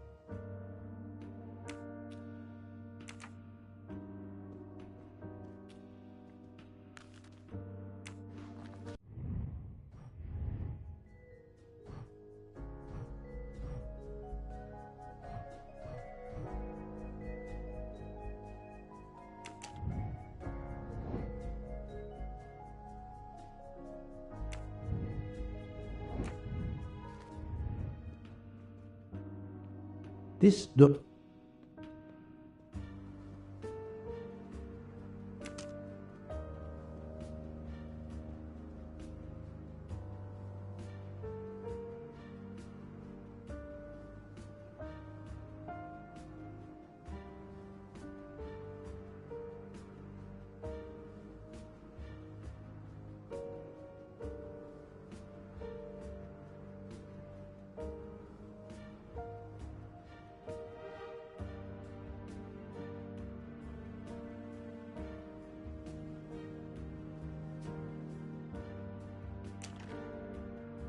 A handkerchief.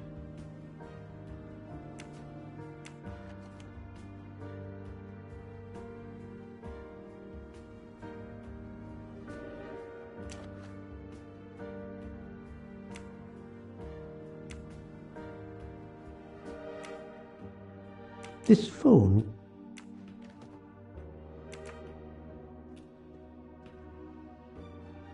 I shouldn't leave until I have finished inspecting the...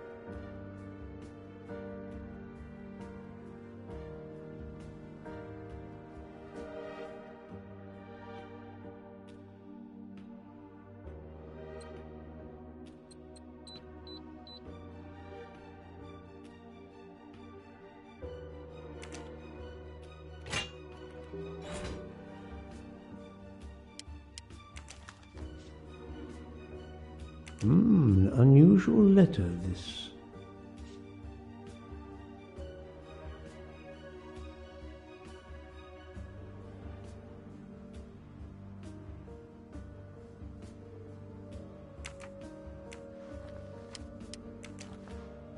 Not very surprising.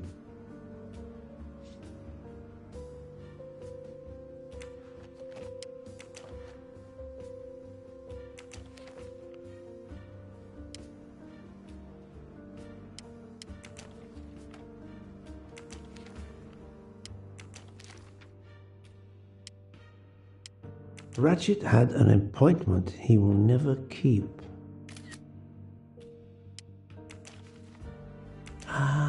A meeting place on the back of a postcard. Someone with the initials A.W.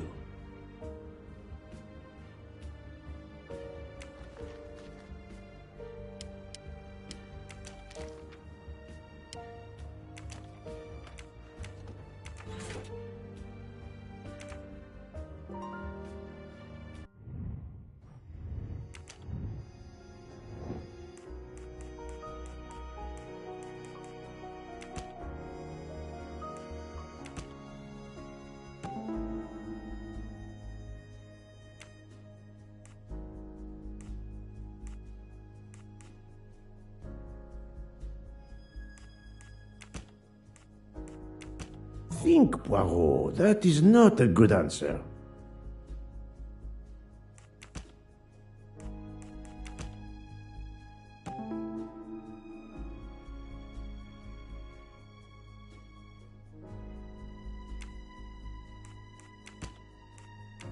I must admit I'm not right this time. This is wrong.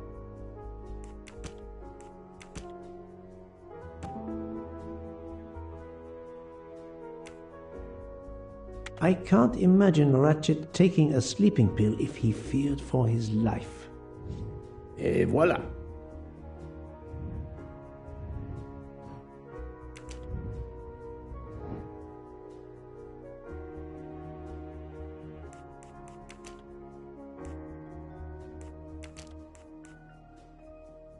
I must admit I'm not right this time.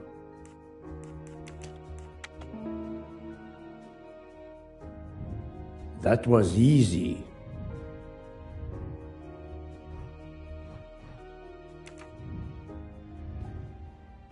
I think I've seen everything I need at the moment. I am counting on you to finish your analysis. I'll have a more detailed report for you as soon as I can.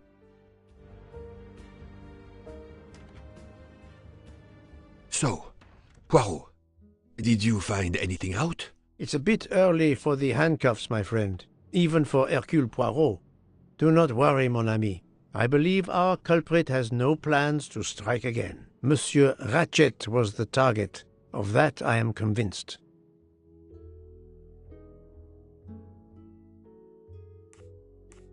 Tell me, Book, how did you spend last night? This is a joke, I hope.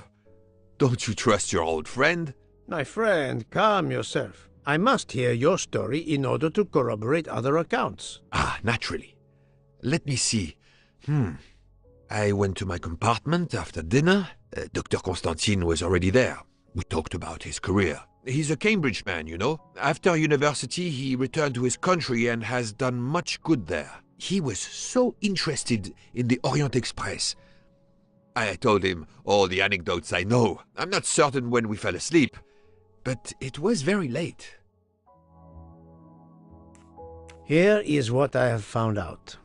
Monsieur Ratchet was stabbed many times. I also found threatening letters in his safe. He had a loaded gun under his pillow, so he was on guard, ready to defend himself. However, there was an empty glass with white residue at the bottom. I suspect a barbiturate. Perhaps he was forced to take it. In any case, I am certain he was unconscious, unable to defend himself. I also found several other items at the crime scene, possibly related to the murder. They must be investigated. By all means, Poirot. As fast as you can. I also found liquid for an electronic cigarette. but I could not find a vape. This might belong to the murderer. This criminal is an amateur. I need a list of the passengers with their compartment numbers. Pierre Michel will have it. I must interview the rest of the passengers and the staff. I'll be in the bar car if you need me. We are hours late. Soon I hope help will arrive.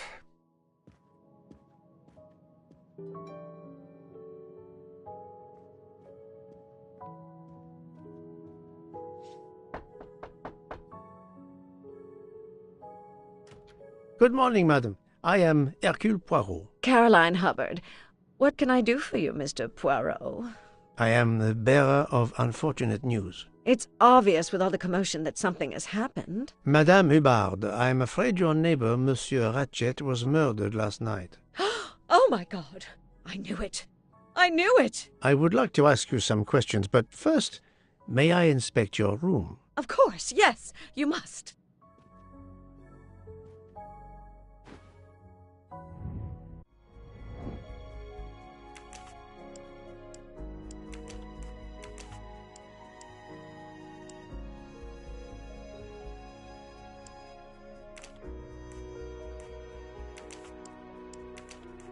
No, not good.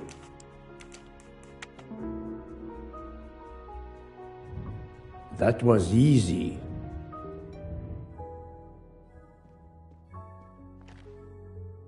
Here is a jacket button. It bears the logo of the Orient Express.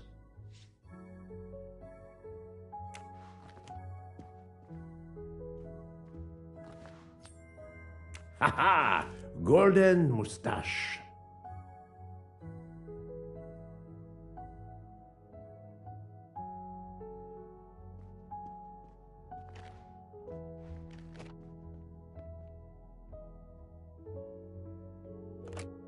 This door connects to Monsieur Ratchet's compartment. It was latched on this side. This door was latched on... The luxury of the Orient Express is present in every detail.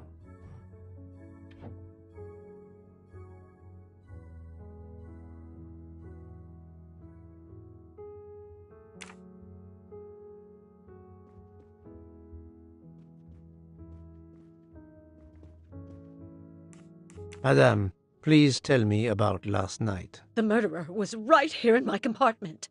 I woke up. All in the dark it was. I was just so scared I couldn't scream. I pressed the call button. I pressed and pressed. I heard footsteps running in the corridor, then a knock on my door. "Come in," I screamed. And I switched on the lights at the same time. And would you believe it? There wasn't a soul there. You think he went back into the other compartment? How do I know where he went? I had my eyes shut tight. The conductor came in. I told the man what had happened, and he didn't seem to believe me. I asked him to search the room, but he found nothing. I told the conductor to look at the door between the compartments, and sure enough, it wasn't bolted. Well, I soon saw to that. I told him to bolt it, then and there. How is it you didn't bolt the door between the two compartments? But I had. Well, as a matter of fact, I asked that Swedish lady, Olsen, Greta, if it was bolted, and she said it was. How was it you could not see for yourself? I was already in bed, and my toiletry bag was hanging on the hook of the door. I couldn't see the latch from where I was. What time was it when you asked her to do this for you? Oh, it must have been around 10:30 or 10:45 p.m. She'd come along to see if I had an aspirin. But instead of opening my door, she opened Mr. Ratchet's door by mistake. He said something quite rude, like, "Not a chance, lady, you're too old." It shocked her. She came in. I told her where to find the aspirin, and she got it out of my toiletry bag. Poor girl, she didn't have a good night. The same could be said for Monsieur Ratchet. It appears Mademoiselle Olsen may be the last person to see Ratchet alive.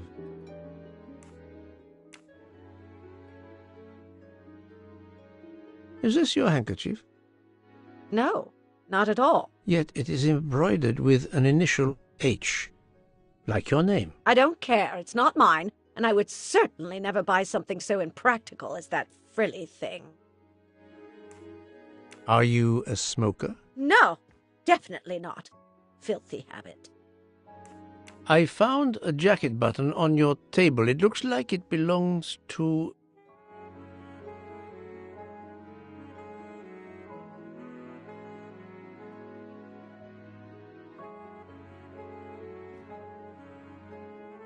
a train employee. The button bears the logo of the Orient Express. Well, of course the conductor came in last night, but he didn't go near that table. Still, it's a safe bet that it belongs to the conductor. I'll check his jacket later, to be sure.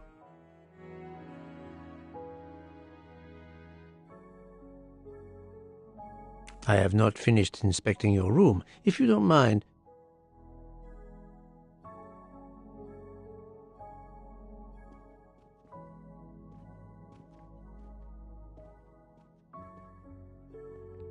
let's see if Mrs. Hubbard was telling the truth about the latch of the connecting door.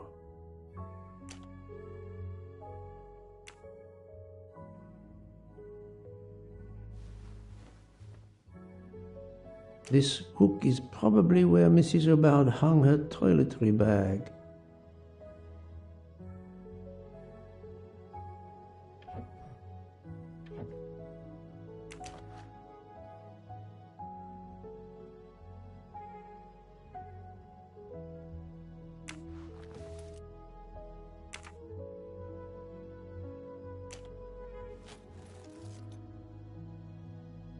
I can see the latch very well from here, even with the toiletry bag attached. I'll have to clear that up with Mrs. Hubbard.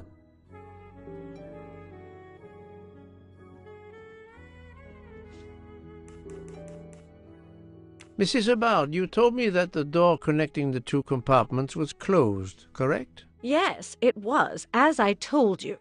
I was already in bed and my toiletry bag was hanging on the hook of the door. I couldn't see the latch from where I was. That's why I asked Miss Olsen to check if it was closed.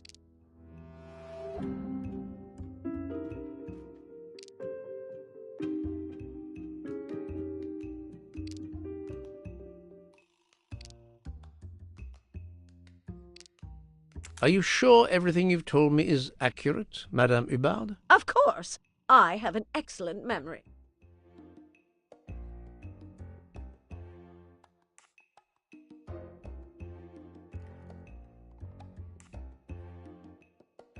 Mrs. Hubbard, I tested putting your toiletry bag on the door hook as you told me. From your bed, you can easily see the latch on the door. The toiletry bag does not hide the latch at all. Are you saying I'm lying?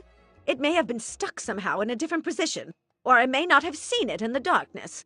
Or I didn't think to look, you irritating man. Details matter, madame. A man has been most savagely murdered. You will excuse me if I attempt to separate the truth from the false. Forget my toiletry bag and focus on who entered my compartment. Probably after killing Mr. Ratchet. Madame Hubbard is a force to be reckoned with, but I suspect I'm not done with her.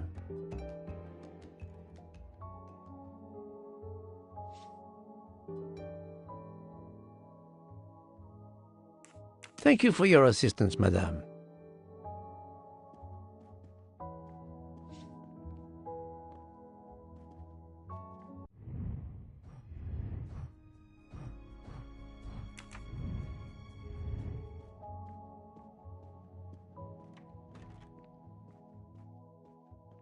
Monsieur Michel, I must ask you a few questions if you don't mind. I will do everything I can to help. First of all, tell me about yourself. Very well. My name, as you know, is Pierre Michel. I am from Calais. I've been with the company for over 15 years. Thank you.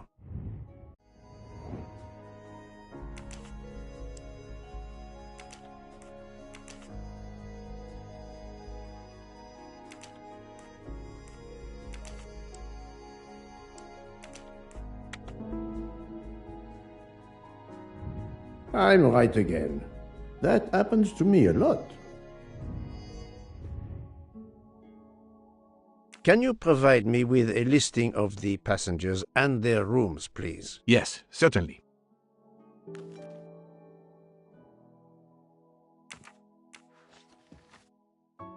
Are you a smoker? Indeed. Do you smoke e-cigarettes? No, tobacco only. I would like to reconstruct with your help the events of last night. Monsieur Ratchet retired to bed. When? Almost immediately after dinner, sir. Actually, before we left Belgrade. Did anybody go into his compartment after that? His valet, monsieur. Monsieur Masterman, and then his secretary, the young American gentleman, Monsieur McQueen. And that is the last time you saw or heard of him? No, monsieur. You forget that Monsieur Ratchet rang his bell around 12:40 a.m., soon after we had stopped. I knocked at the door, but he called out in French, "Ce n'est rien, je me suis trompé." I then left to answer another bell that had just rung. Where were you at 1:15 a.m.? I was sitting on my little seat at the end of the car, facing up the corridor. Are you sure? I left a little after 1 a.m. to speak about the snow with my colleague Jean in the bar car. I came back later. There was a call. I remember speaking to you. Indeed, I remember. Carry on. It was the American lady, Madame Hubbard. She thought she saw a man in her compartment. Then, around 1:50 a.m., I made the bed for Monsieur Ratchet's secretary, Monsieur McQueen. He had spent the evening talking with the English Captain Arbuthnot. At 2 a.m., I returned to my place and stayed there until dawn. What is the last station where we stopped? Vinkovsky. Could someone have come on board? Possibly. I was very busy. Owing to the weather, we were a few minutes late. We left at 12:10 a.m. I found a button from an Orient Express staff jacket. Did you lose one by any chance? No, monsieur. As you can see, I have all my buttons. It is not mine.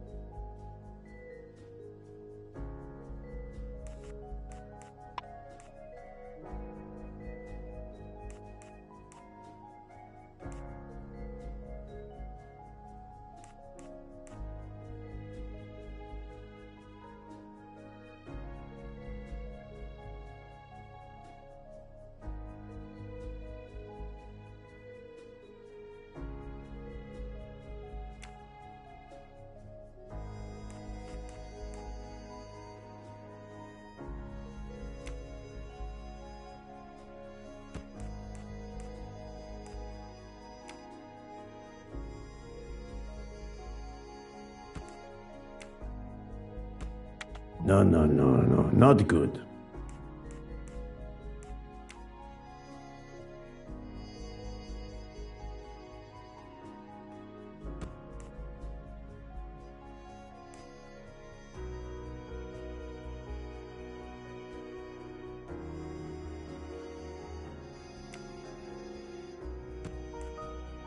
Think, Poirot, that is not a good answer.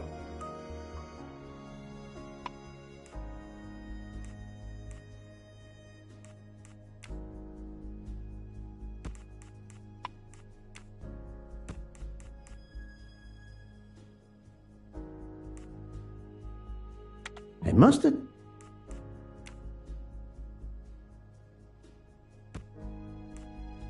I do...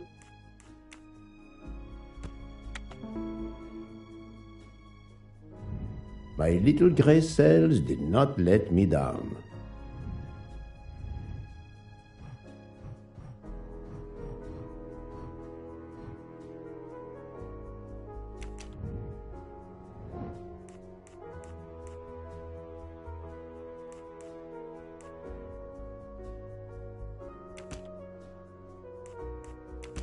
Think, Poirot. That is not a good answer. No, not good. This is wrong, but I'm never far from the truth.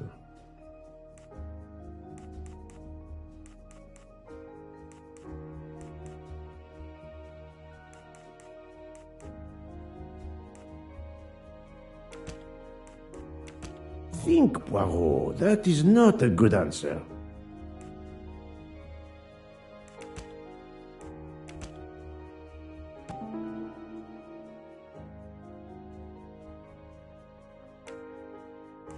While Monsieur Michel was chatting with Monsieur Fauchet in the bar car between 1 a.m. and 2 a.m., the murderer could have escaped Ratchet's room without being seen.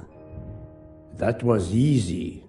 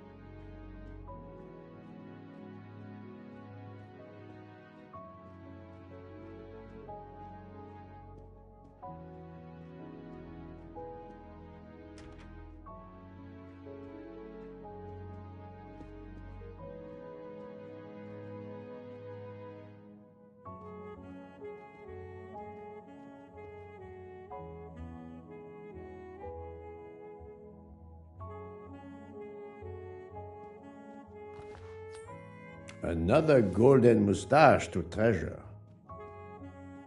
I believe I am addressing Monsieur Hector McQueen. Guilty as charged. I beg your pardon? Oh, sorry.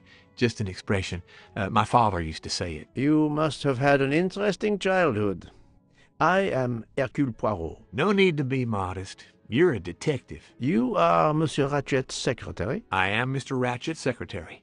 Just over a year. I mainly take care of translating certain texts for him. Mr. Ratchet only speaks English. Prepare yourself for a shock. Your employer, Monsieur Ratchet, is dead. So they got him after all. What do you mean? You are assuming he was murdered? I know he had enemies. What can you tell me about Monsieur Ratchet? He was American. He was an antiques dealer. I don't know much more. Mr. Ratchet never talked about himself or his life, but I think Ratchet wasn't his real name, and he left the United States to run away from something or someone. Yes? He started getting letters, threatening letters. Do you still have them? I have one. Did you know that Monsieur Ratchet had asked for my help? Asked you? No, I didn't know. He knew he was in danger. When did you last see him? Last night around 10 o'clock, I should say. Did you like your employer, Monsieur McQueen? No, I did not. He was, I'm sure, a cruel and dangerous man. Can you tell me your movements last night? I went back to my compartment. I read a little. In Belgrade, I went out onto the platform to smoke, but it was cold. I quickly went back in. I then went to Mr. Ratchet's compartment to take some dictation for him. I left around 10 o'clock. I saw Captain Arbuthnot. We ended up chatting in my compartment. Then we went out on the platform to quickly stretch our legs at Vinkovsky. He left around 2 o'clock. Thank you. I will need to check Monsieur McQueen's story with Captain Arbuthnot. I found a diary in Monsieur Ratchet's safe. Did you know about it? I kept a business appointment book, but I know he had a personal diary as well. That looks like it. Are you a smoker? Yes, I smoke cigarettes. I've tried to quit, but no luck. Can you give me this letter, please? Of course. Here it is.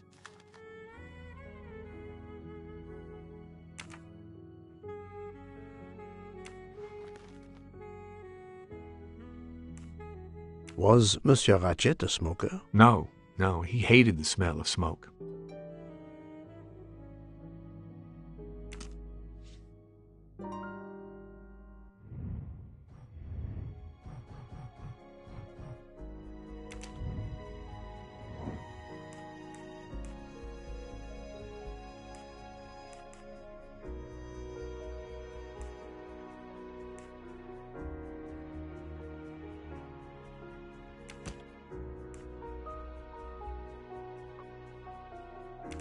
I must admit I'm not right this time. This is wrong, but I'm never far from the truth. No, not good.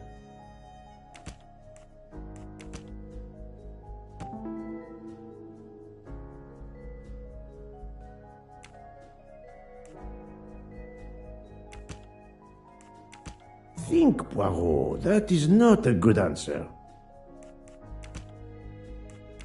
I must admit I'm not right this time.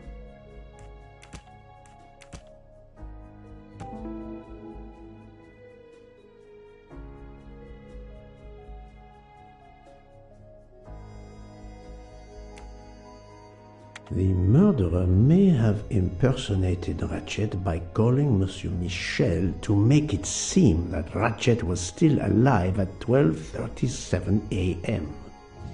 That's the right answer.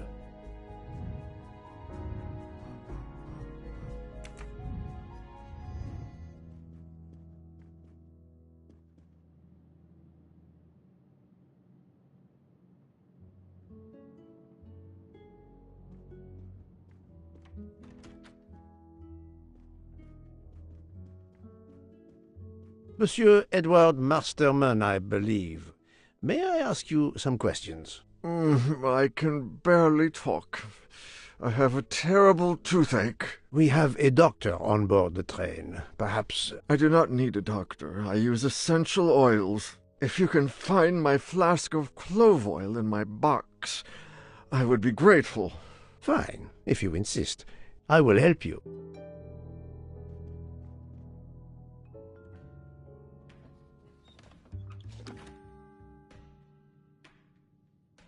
By the smell, I think that the jojoba oil spilled on the other bottles, leaving their labels illegible.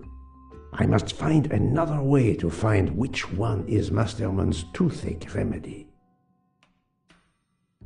The weighing scale is soaked in jojoba oil. It's unusable. Ah, this old scale will do the job.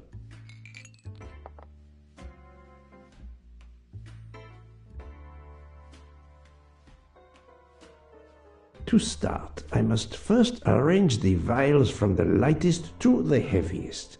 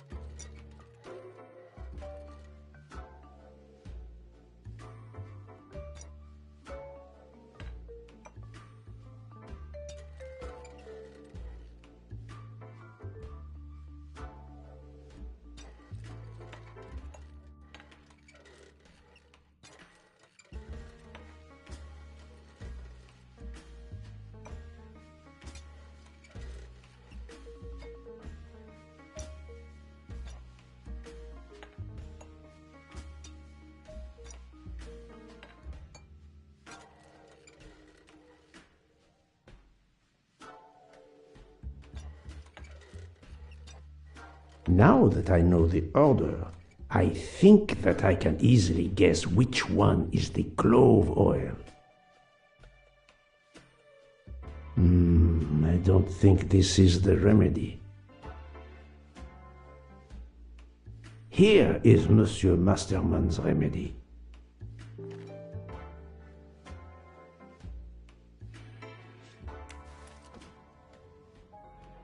Here is your remedy. I hope it will help. Thank you very much, sir. Well, I can finally speak without too much pain. I'm ready to answer your questions. You are Monsieur Ratchet's valet? Yes, sir, that is correct. Were you told that your employer was murdered? Yes, sir. A very shocking occurrence.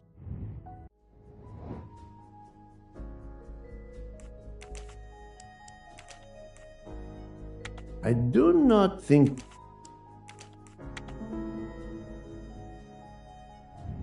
I'm right again. That happens to me a lot. At what hour did you last see Monsieur Ratchet? It must have been around 9 p.m., sir. That or a little after. I went to bed around 10:30 p.m., same as the person who shares my room, Mr. Foscarelli. He almost immediately began snoring. What did you do then? I read, sir, and I spent a while soothing my toothache with clove oil and listening to the snoring. Did you hear anything during the night? Yes, my roommate snoring. Are you a smoker? Yes, sir. I have a cigarette now and then to relax. Tell me about your employer, Monsieur Ratchet. I've been working for him for 9 months. I should not wish to speak ill of the dead, but he was not a gentleman, sir. Did you know that he had enemies? Yes, sir. I heard him discussing some threatening letters, sir, with Mr. McQueen. Did he mention these letters to you? He had been reading a letter when I came in. He asked me if I was the one who put it in his compartment. I told him that I had done no such thing, and he should report it to the police at the next station. How did he respond? He laughed, sir. You're joking. I do not joke, sir. Forgive me, I can see you do not. Was he taking sleeping pills? Always when traveling by train, sir. He said he couldn't sleep otherwise. Last night he asked me to give him 2. I did so, along with a glass of water. He dissolved them in the water. Did you see him drink the water? No, sir. I left right after I gave him the pills. Was Monsieur Ratchet a smoker? No. He finds smokers disgusting. Can you tell me again why you gave sleeping pills to Monsieur Ratchet? Yes, I gave him the pills because when he takes the train, he has trouble sleeping. The letter must have worried him. He specifically asked me to prepare the sleeping pills. I didn't see him drink the water with the pills in it.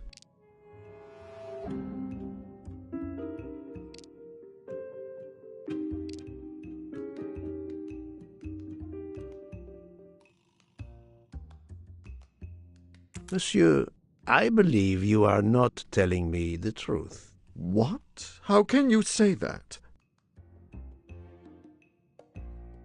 He received threatening letters, one, it seems, last night. Did you know he had a gun under his pillow?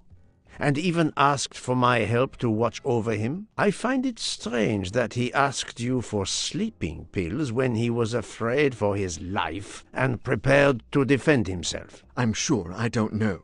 Maybe to calm his nerves, maybe out of habit. It makes no sense. Wait, please. Isn't it possible that Mr. Ratchet asked me to prepare the pills, but didn't plan to drink them for some reason? It is possible. But I am a student of character, monsieur, and the Monsieur Ratchet you describe is not the man I met. If you'll excuse me, my toothache is getting worse again. I'm afraid this time you must prepare your own clove oil.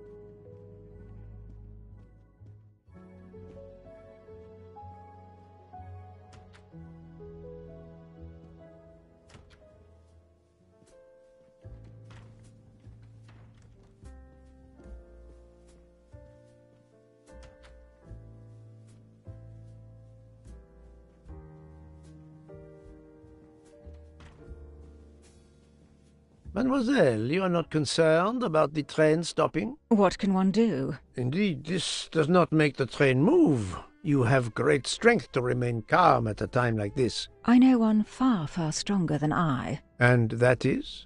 Well, that old lady, for instance. You have probably noticed her. She just has to lift her little finger and ask for something in a polite voice, and the whole train runs. It runs also for my friend Monsieur Bouc, but that is because he is a director of the line, not because he has a masterful character. You don't have to have a strong will when you have power. But I suspect I did not need to tell you that, Mr. Poirot. Mr. Poirot. I'm sorry. There's nothing I can add to what I've already told you. Good morning, madam. The snow is a predicament, is it not? I am Russian. Snow is no stranger to me. Ah, the accent. Would it be St. Petersburg? You are very perceptive. Monsieur Poirot, is it not? And may I take it I have the honor of addressing Princess Natalia Dragomirov? We dispense with the old titles these days. My husband, all of my past, was taken from me by these Stalinists. When they were gone, I became director of the St. Petersburg Museum of Antiquities to restore and preserve what I can of my country's history. Still, the delay must be vexing. If I must be late for my appointments, then they will wait. I know that I would certainly wait, madame. It has been my extreme pleasure to make your acquaintance, madame. Au revoir, Monsieur Poirot.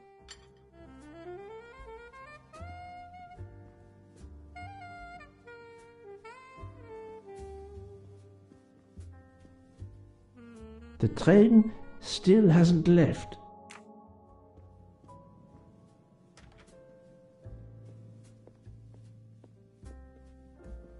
The Orient Express bar is certainly well stocked.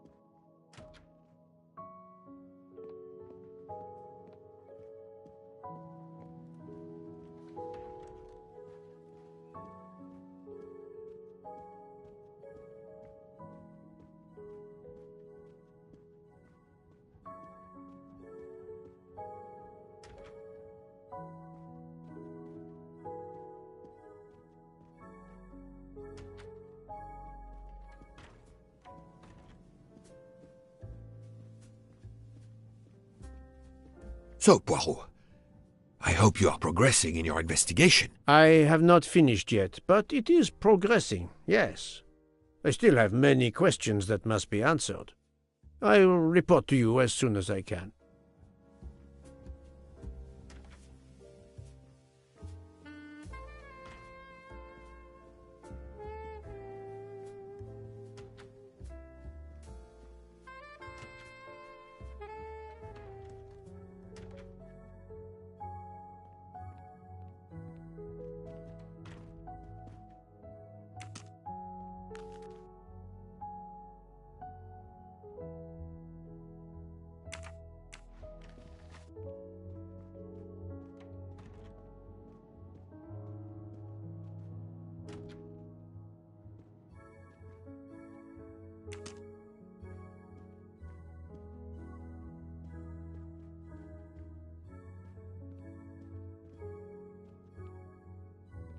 This door was latched on this side.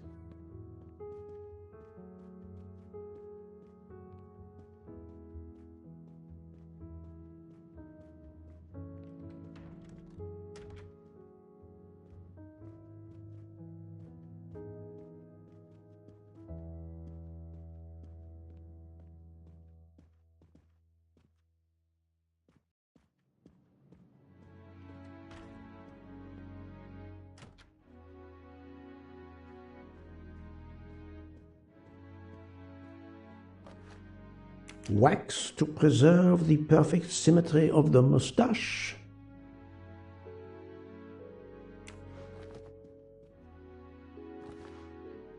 The finest of curling irons for the moustache. The moustache comb to tame unruly knots.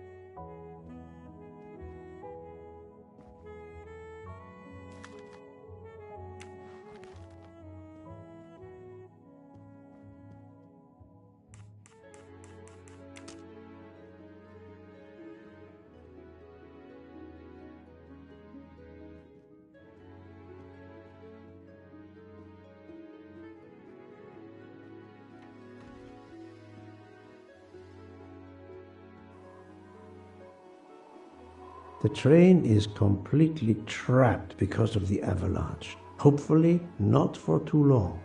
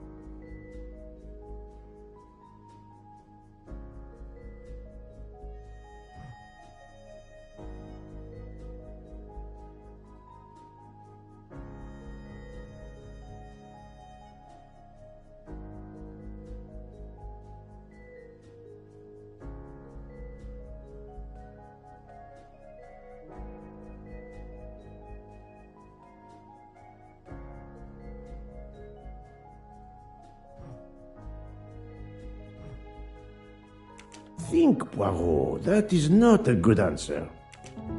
I'm right again. That happens to me a lot.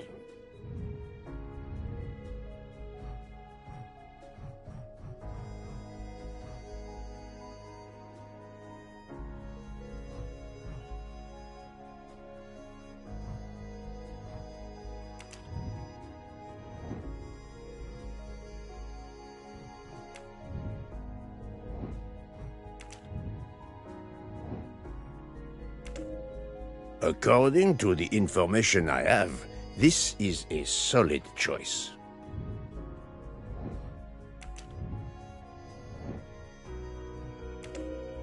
This direction looks promising.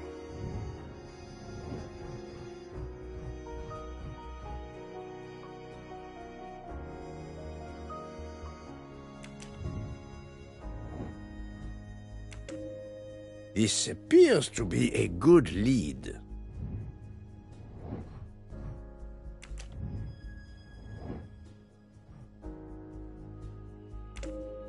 Very well, I choose to go this way.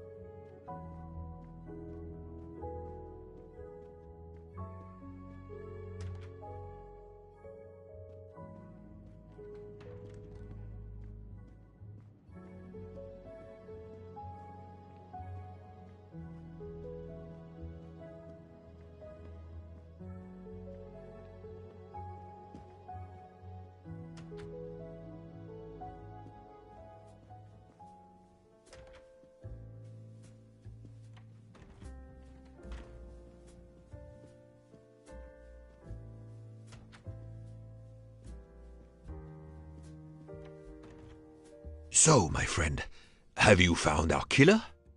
Not yet, but I will tell you what I have learned. Please.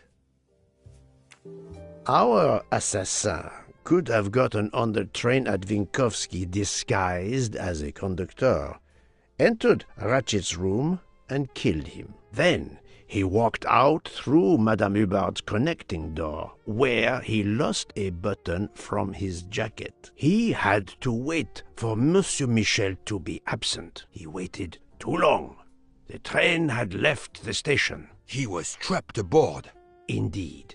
He had opened the window to make it look that he'd escaped that way. However, if he waited until the train stopped again due to snow, his footprints would have been found. The murderer is still among us, on the train. There's a problem with the second-class toilets.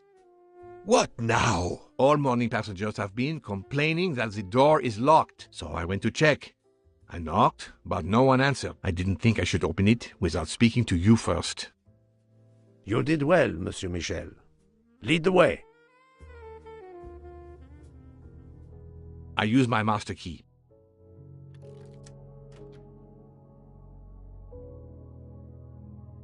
But who is she? Is she alive? She is breathing. Then if she isn't dead, isn't she our murderer? That, my friend, is what we must find out.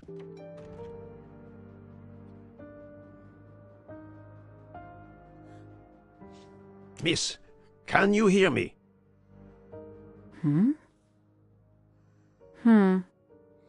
She's breathing. Her pulse is strong. There is no sign of physical violence. This woman is sleeping very soundly. The ticket reads Joanna Locke, traveling in compartment 105.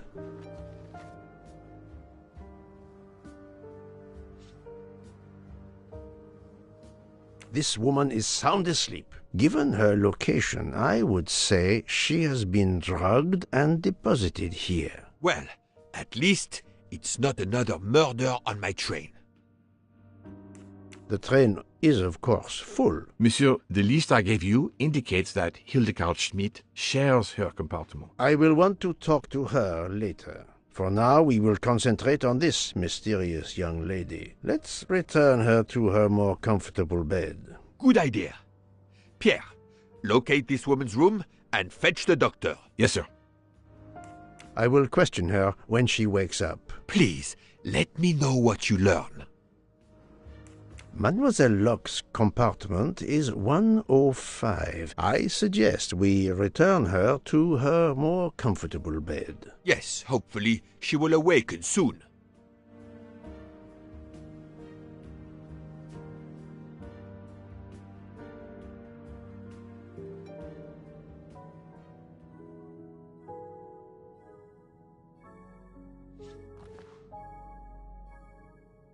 A cup of tea with white residue at the bottom.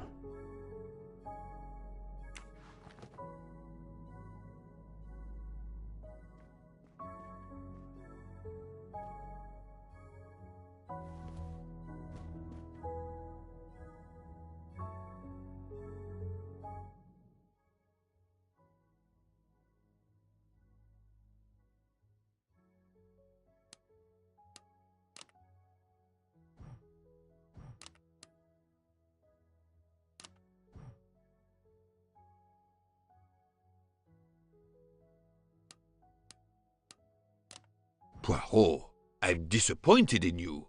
I was certain you would have it by now. So, Poirot, any luck so far? But of course you know what you're doing. It is booby-trapped, is it? Have you tried 0000? No, that's mine. I never remember my passwords, so I make them easy ones.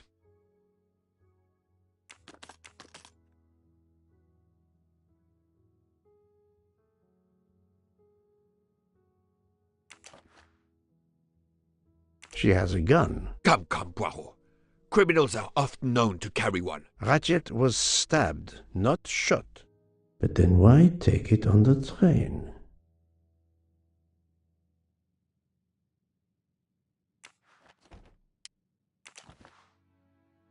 Her driver's license confirms her identity. She is American. These are fake IDs. It's certain. This badge says that Joanna Locke is an American detective with the Berkshire Police Department in Massachusetts. An American police officer? Oh.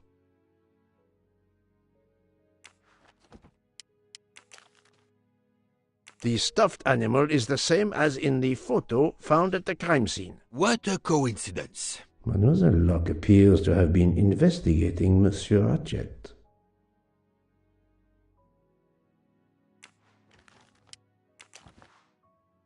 Mademoiselle Locke seems very interested in our victim. Of course. She has studied her target. Possibly.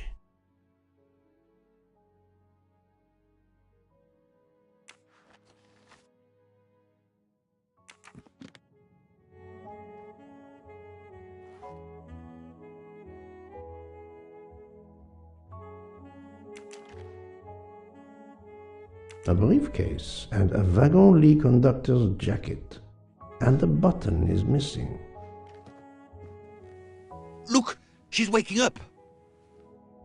Thanks to you, I would not be surprised if our murder victim were also waking up. What?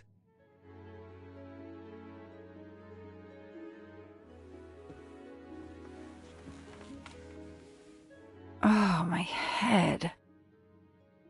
What's all the yelling about? Who are you? Give me a good reason why you should not be in handcuffs. I can give you a reason, Book. Whose handcuffs will we use? I have none. Do you? Well, You are Joanna Locke, mademoiselle? Yes, Joanna Locke. I'm a detective. Berkshire, Massachusetts Police. I have found your credentials, mademoiselle. And I know who you are, Mr. Poirot. Then, if the introductions are complete, perhaps the explanations may begin. I'll try. It's simple, really. I'm on the trail of a murderer.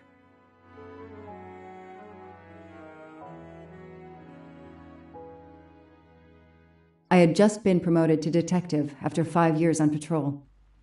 It was my first time on a major case. It had been a month since Daisy Armstrong was kidnapped. The Armstrongs were desperate for some sign of hope. I was there only for paperwork, to fill in some blanks.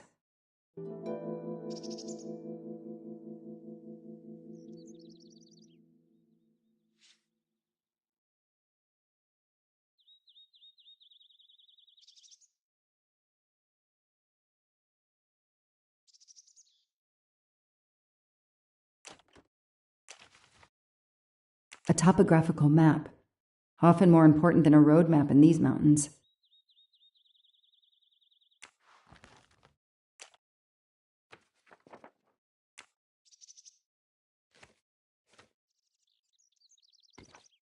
The investigation is now part of a pile of investigations, and my captain sent me here just to dot some I's and cross some T's. The crime was audacious. How could the kidnapper know which was the window of Daisy's room? No, they could use a ladder to reach it, and no, they could enter the room without being seen. The misspellings are clearly on purpose, and they didn't return the child when the ransom was paid. How could the child be taken with so many people in the house? I can't imagine the pain her parents felt when they realized Daisy was gone. How are they going to feel when they realize I have no answers for them? Only more questions. That's why I'm here. A damn computer glitch, or somebody pushed delete instead of save. Whatever happened, we lost the nanny's deposition, so my entire contribution to the investigation is to take it again. The phone record of the night of the kidnapping. The last call was for 911.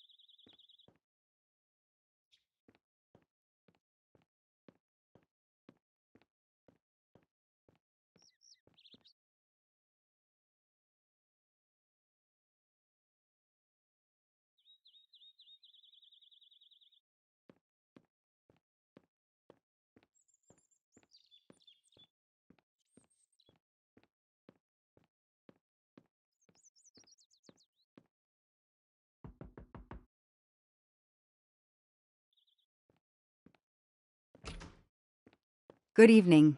Colonel Armstrong? Yes. You're the detective they phoned about. Joanna Locke. I don't remember you. I'm newly assigned to the case. It's about time more detectives were involved. My wife, Sonia, she hasn't been herself. Every day is a waking nightmare for us. Tell me you've uncovered something new. I'm here to speak to your daughter's nanny. There was a computer problem. Her earlier statement has been lost. Oh, I see. We had hoped. Well, do as you wish. I won't be far if you need me.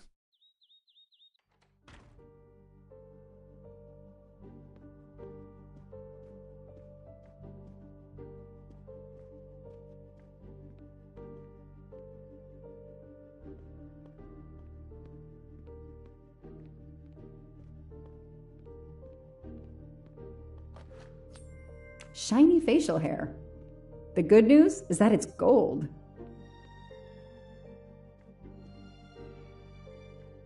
Their fairy tale became a nightmare.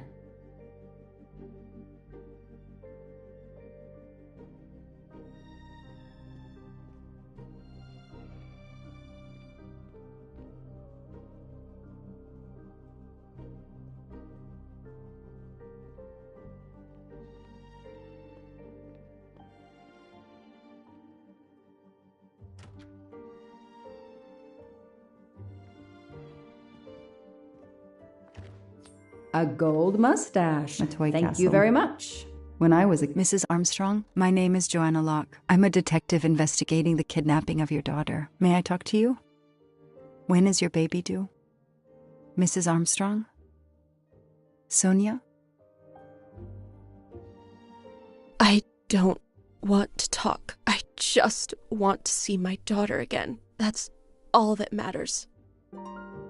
Poor woman. The world through the eyes of a child seems so sweet.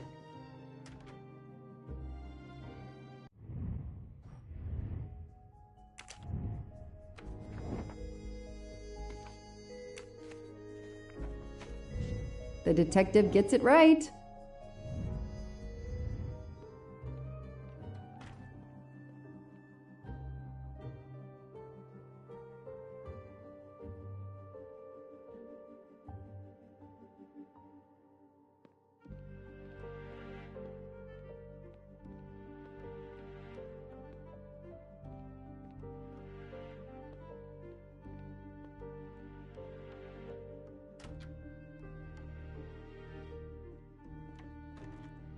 Hello, are you Suzanne Moreau, Daisy's nanny? Yes?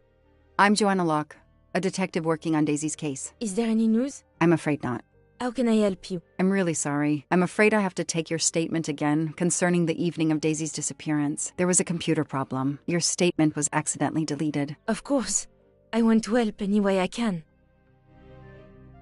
Tell me about that night in your own words. The Armstrongs had a party to raise money for a museum, I think. Mrs. Armstrong is on their board. I was in charge of Daisy. I stayed with the little one all evening, playing with her and reading books to her. She couldn't sleep with all the noise and the comings and goings. When did you notice Daisy was missing? I was only gone 5 minutes to phone my mother. She's in the hospital. When I returned, Daisy wasn't in her bed. I thought she might have gone to look at the party, but then I saw the ransom note on her pillow. I screamed and screamed. I couldn't stop.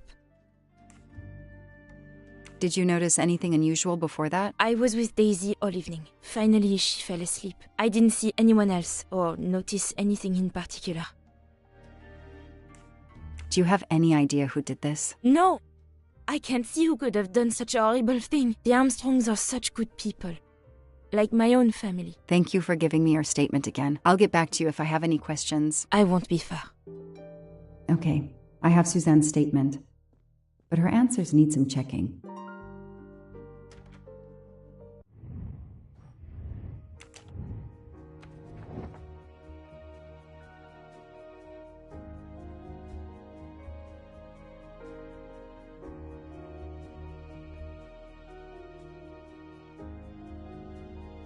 Nothing shocks me here.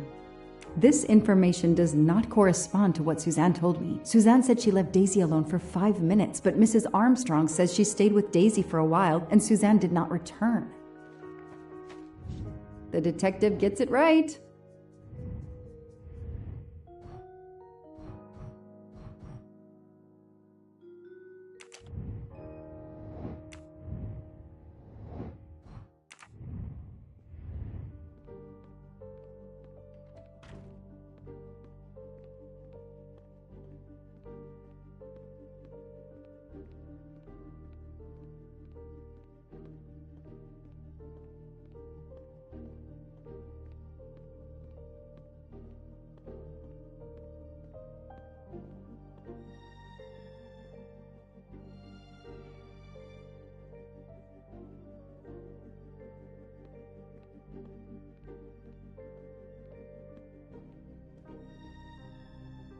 How are you doing? Are you holding up? You know, in the military, you're supposed to have the stiffest of upper lips. The Desert War taught me that soon enough. But this, it's difficult. Damned difficult. Harder on my good lady, of course. Do you know where I can find Miss Moreau? Her room is upstairs across the hall from Daisy's. She seldom leaves it. Did you see Miss Moreau during the party? I remember seeing her at some point, but otherwise no. I was too busy with my guests. Wear the smile, shake the proffered hand. I won't be long. Take whatever time you need.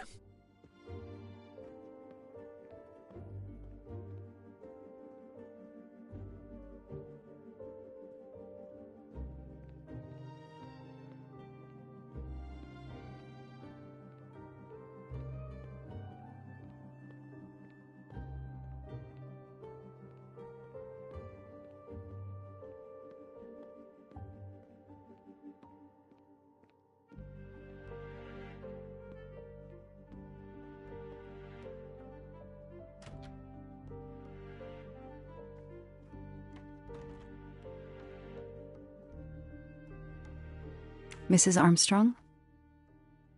Let me show you this. Daisy, my little Daisy. I miss her so much. How good it is to see her face. I can't imagine the pain you're feeling right now. She loved her little stuffed animal, Fluffy. She took him everywhere with her. The kidnappers took it as well. They didn't have to. That means they wouldn't hurt her, doesn't it? Every lead will be followed up. You have my word on that. Thank you. I shouldn't lose hope. Somehow. I know it isn't my case, but I just made a promise, and I mean to keep it. Do you know where I can find Miss Moreau? She's in her room. Last door on the left. Tell me about the night Daisy was taken, especially anything about your daughter and Suzanne Moreau. Apart from seeing to our guests, I took a moment to check on Suzanne and Daisy in Daisy's room. Suzanne wasn't there, but Daisy was asleep. I sat with her for 10 minutes or so. Suzanne didn't return while I was there, but there's no reason for her to sit there all night when Daisy is asleep. I went back downstairs. May I come back if I have more questions? Of course. Anything I can do. Okay, the stories Sonia and Suzanne tell don't match. I should recheck my file and track Suzanne's movements.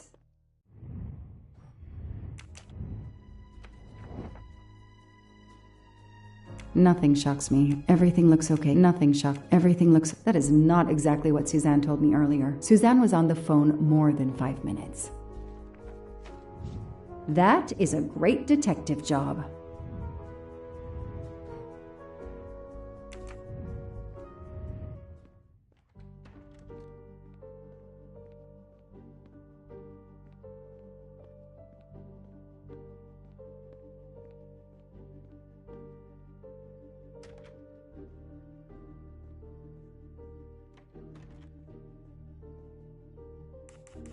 If I understand you correctly, you left Daisy when she was not asleep? The party was very loud. Daisy was too wound up to sleep. I read her a Motley Mule detective story to try and put her to sleep. Daisy finally fell asleep, right before Motley Mule solved his case in the book I was reading her. I had to make a quick phone call. No more than 5 minutes. But when I came back, Daisy was gone.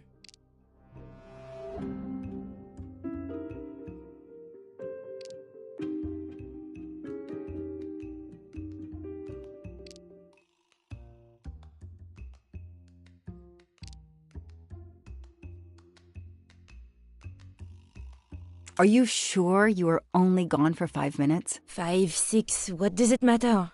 It was very quick.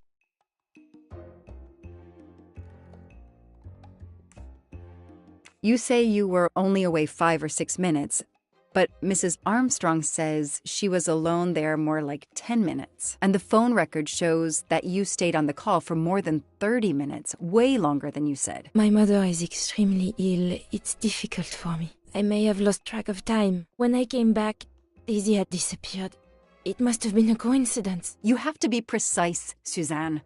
A little girl's life is at stake. Why are you doing this? I didn't do anything wrong. I would never hurt Daisy. I need to check Suzanne's story. She's panicking.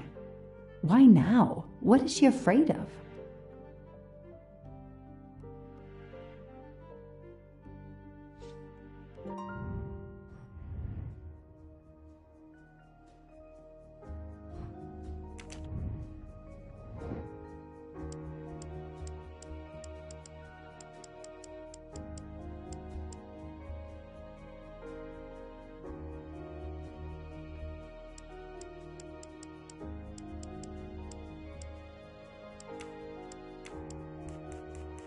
Come on, Joanna. That's a rookie mistake.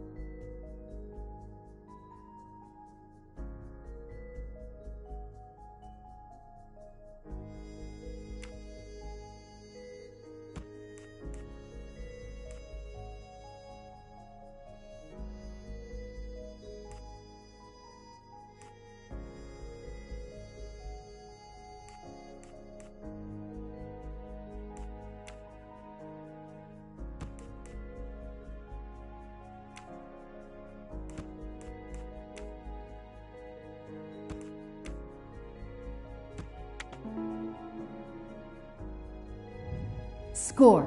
1 for the good guys. The kidnapper places a ladder under the window to Daisy's room.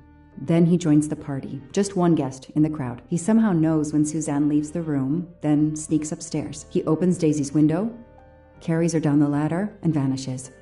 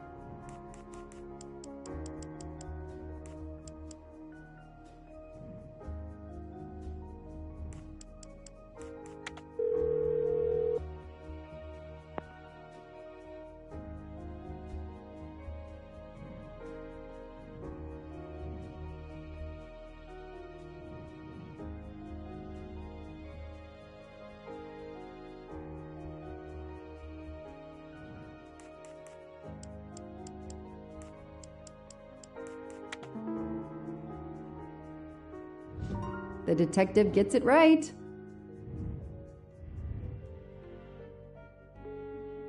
The number you have called is not in service at this time. Please hang up and dial again, or contact your service provider. The number Suzanne called is not in service? A hospital?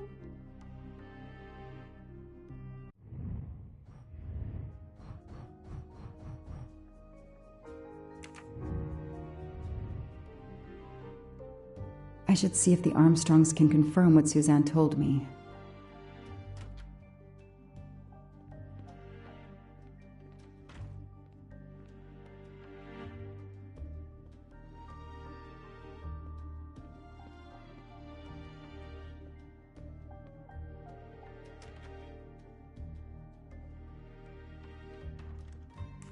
I spoke with Suzanne.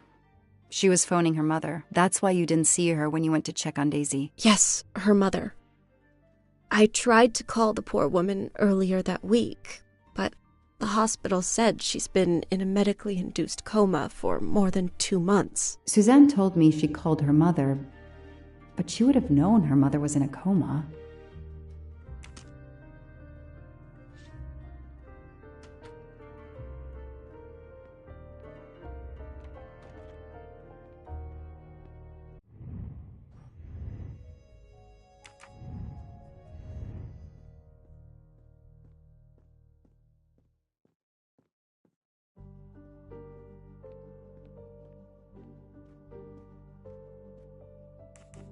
Ms. Moreau told me she called her mother. Well, why not? I believe they are very close, and the poor woman is not well. She needs some experimental treatment that isn't available yet in France. I won't be long. Take whatever time you need.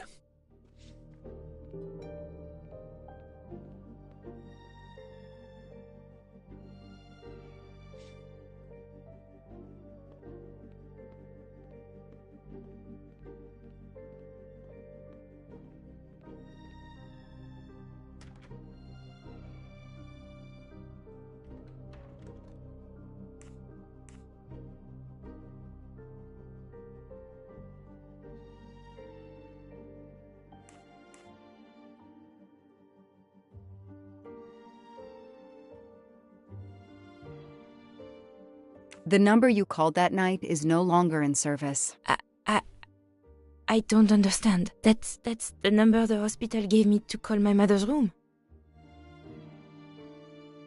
You told me you were on the phone with your mother when Daisy was abducted. As we said earlier, I didn't pay attention and was on the phone longer than I said. But since my mother is very ill, she had to leave her hometown, Lyon, because the treatment is not approved yet in France. She is in an hospital in Boston for a special treatment. I call her every night to check on her. When I came back, Daisy was gone. I'll never forgive myself.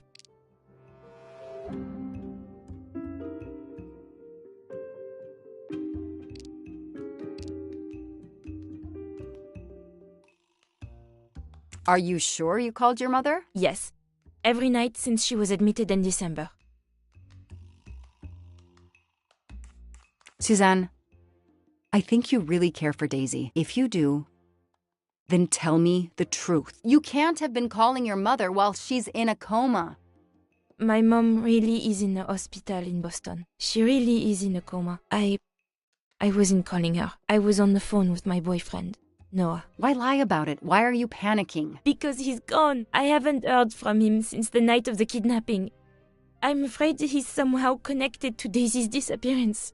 That he was just using me somehow. But I swear I talked to him. Yes, for more like 30 minutes that night. So he couldn't have kidnapped Daisy at the same time we were talking. But he could have kept you talking so someone else could take Daisy. Yes, you can see why I lied. Can't you? I was afraid you'd suspect me of having something to do with it. You can understand that, can't you? Suzanne, I want to believe you, but you've made it harder to find Daisy. Do you realize that? Oh my God. What have I done? What's most important is not what you've done, but what you do now. Go. I'll be back to talk to you. No more lies, Suzanne. For Daisy, no more lies. Noah. The name might lead us to that little girl. I am on this case now. whether my captain wants me to be or not.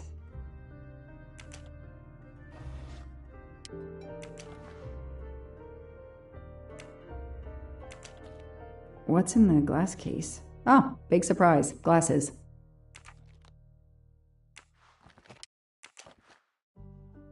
Huh.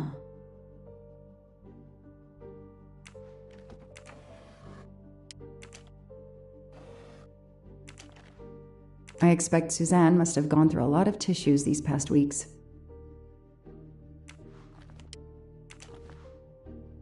An Eiffel Tower keychain, but no key.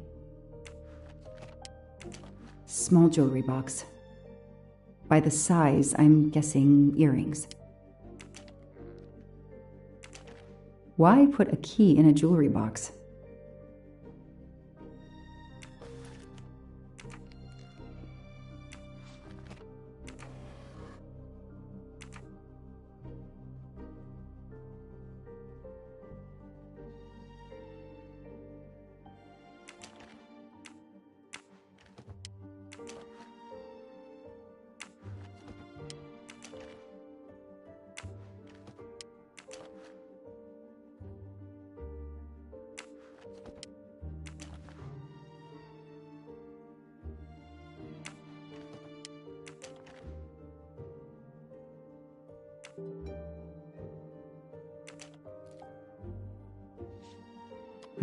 That doesn't work.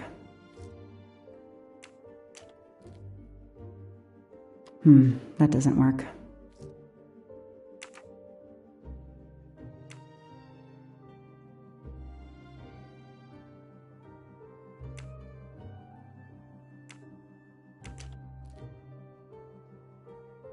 Okay, Suzanne. Let's see what you haven't told me.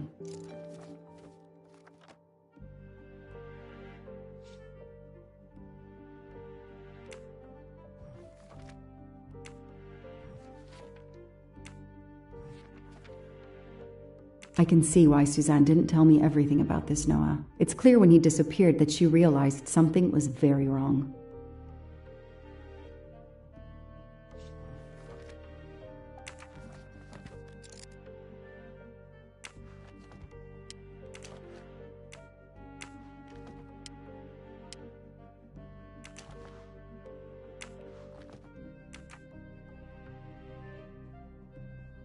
Lyon. In France, a toy train. Now here I am on a real one.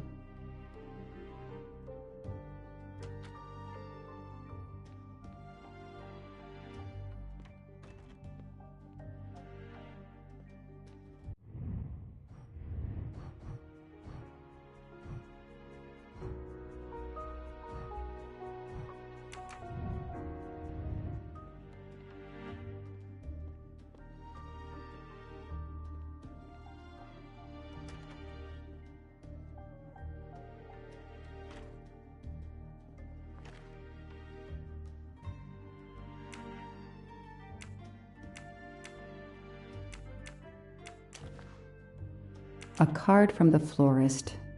It's signed N.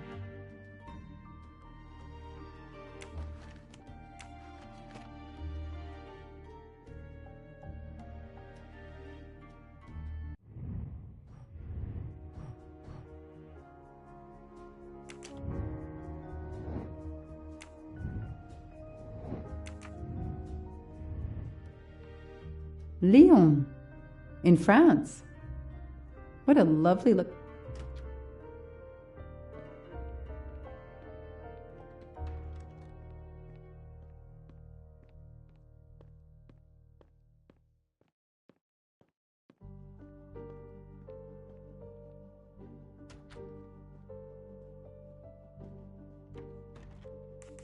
Can you tell me anything about Suzanne's boyfriend? I know she dated our chauffeur for a while. There was someone else she'd met recently, but I don't recall his name.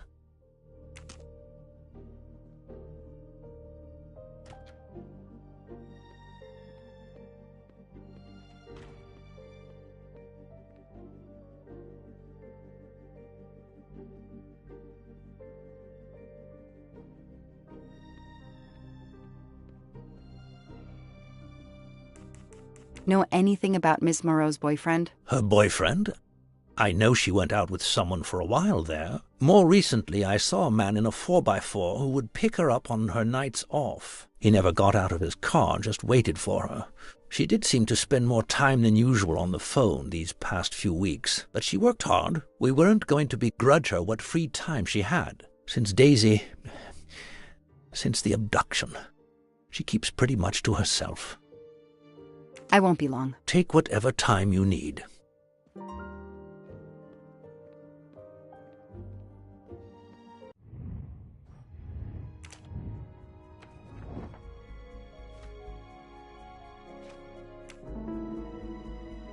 These tire tracks could well be from Suzanne's boyfriend's 4x4. That's it. No rookie mistake there.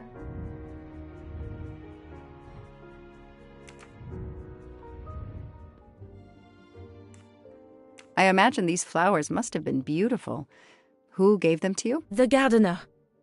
They're getting pretty wilted, but I hate to throw them away. Tell me about your boyfriend. Have you been together long? My boyfriend? Why? He doesn't have anything to do with this. Please, Suzanne, the sooner you answer my question, the sooner we'll be done. His name is Noah Garrity. I met him at a Lunar New Year party in Great Barrington. He is a kind and caring person, although, well, I miss him. He had to go away on business. He should be back. Tread marks of a 4-wheel drive vehicle were found outside the garden on the night of the kidnapping. Noah drives one, doesn't he? Where is he, Suzanne? If you know anything more about him, you have to tell me. I know what you're thinking, but it's impossible. He was very nice to me. He never did anything to make me suspicious. We went out to eat, to the movies. Just like a normal couple. He's not the only man in the Berkshires who drives that kind of car.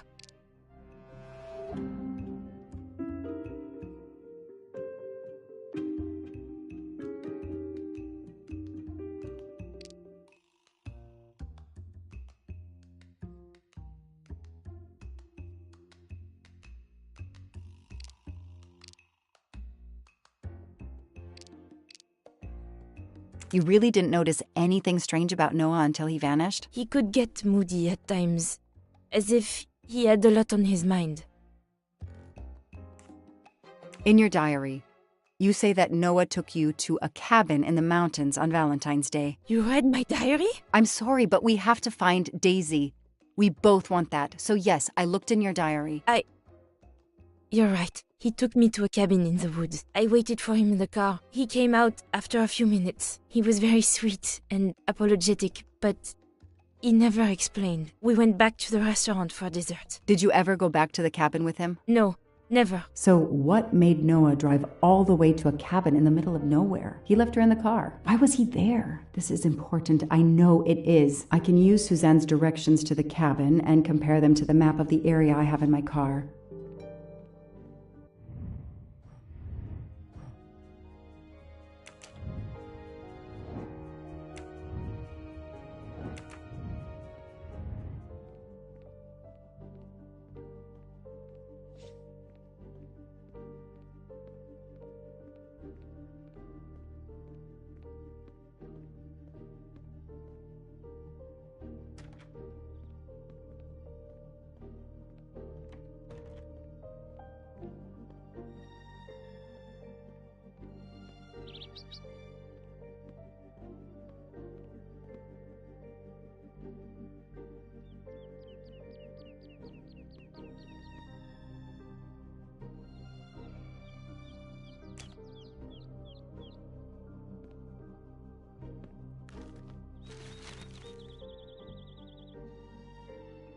Thanks to the information Suzanne gave me, I should be able to find the cabin on this map.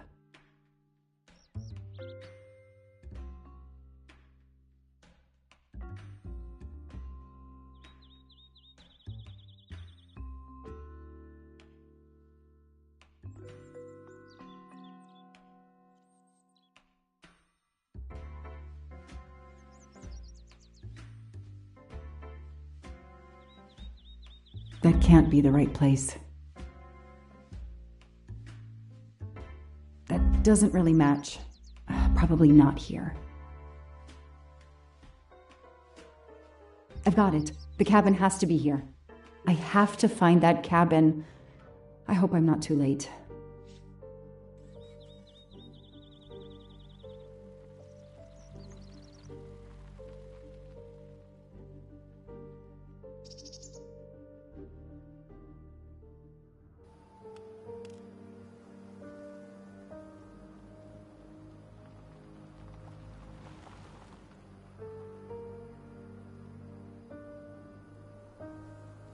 Okay, here is this famous cabin. Let's investigate.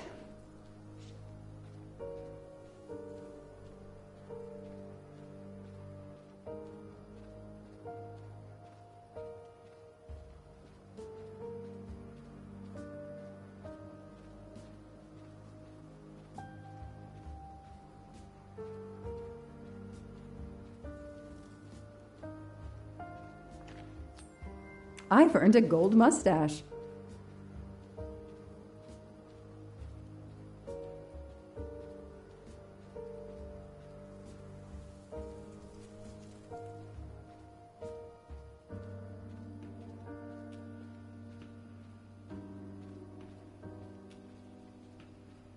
Noah brought Suzanne to this dump on Valentine's Day? What a romantic.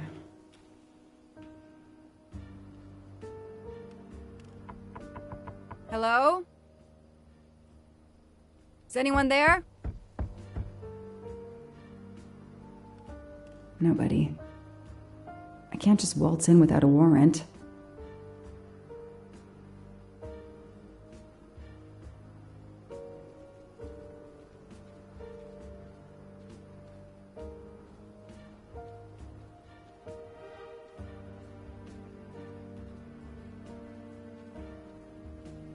That barrel is sturdy enough. I could climb on it.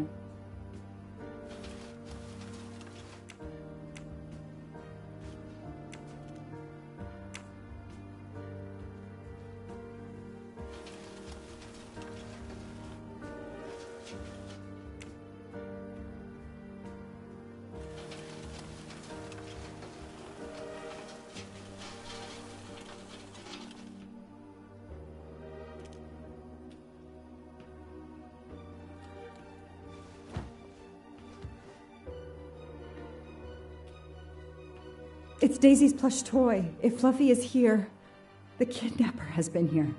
I have to get inside this cabin. Empty wine bottles. Somebody has been here lately. Ugh, an old hunting trophy starting to molt.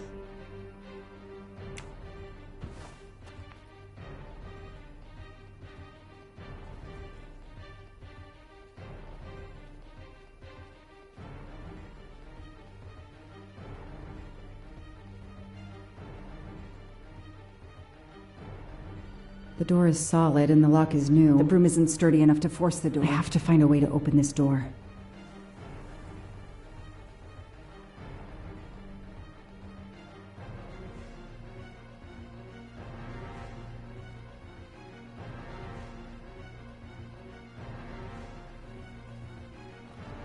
A maul for splitting wood. Perfect for attacking doors.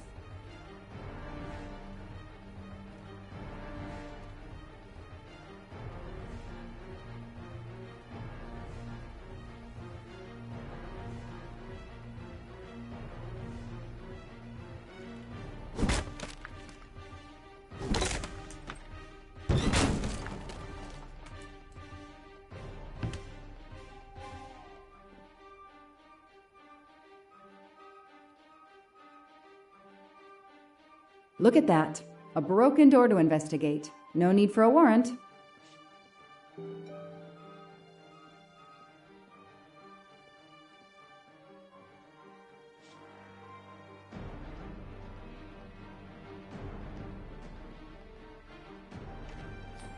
Not really my style, but I'll take it. It's Fluffy, no doubt about it.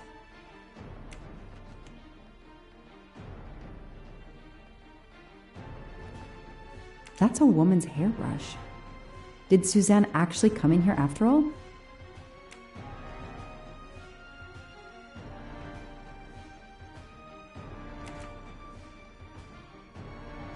A lot of tools. I guess somebody noticed the cabin was about to fall down. Some boxes. I wonder what they were used for. Some people seem to have played here before. The floor is scratched and worn in this area. The sofa must have been moved a lot.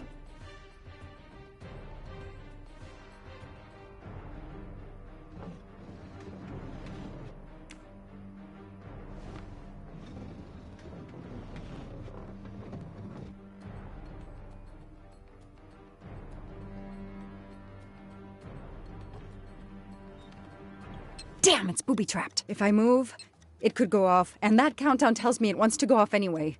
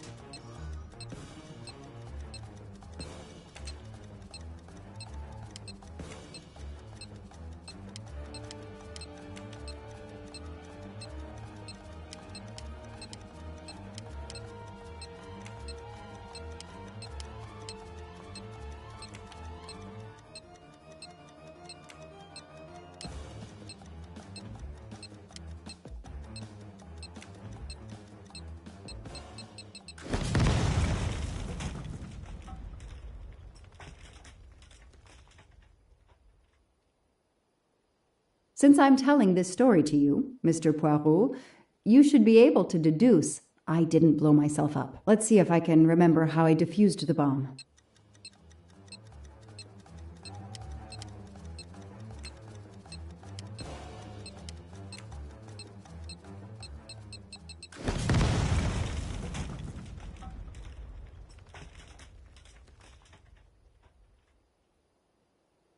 Since I'm telling, let's see if I can...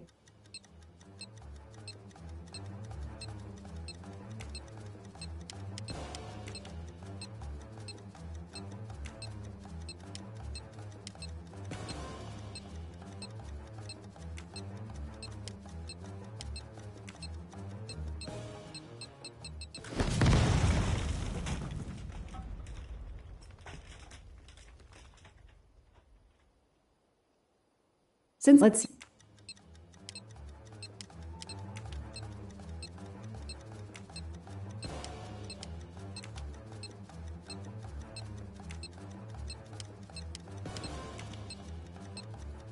That should do it. Wow, I wonder if that's how close it was. This would have ended my investigation right here. These rods are heading towards the canisters. It must be the trigger for the explosion. I smell a strong, sweet smell. Damn. I think these are filled to the brim with diethyl ether. Incredibly flammable. It looks like the kidnappers wanted to utterly destroy this place and whoever opened this hatch. A wooden crate? I have to open it.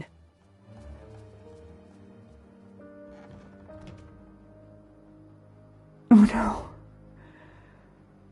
Daisy. No. I called in my discovery of the body. Then there was nothing I could do except protect the site for forensics.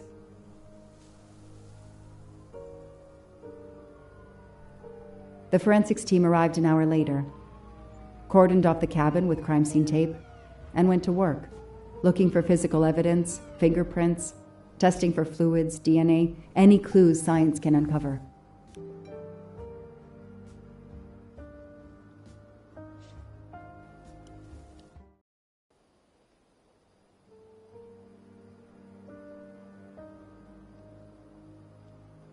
They removed Daisy's body. The autopsy would take place in the morning.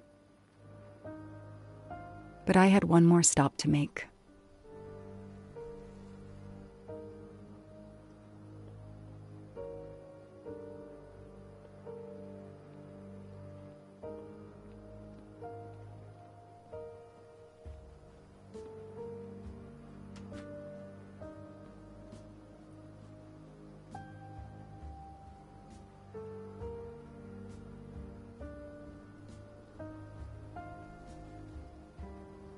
Oh no!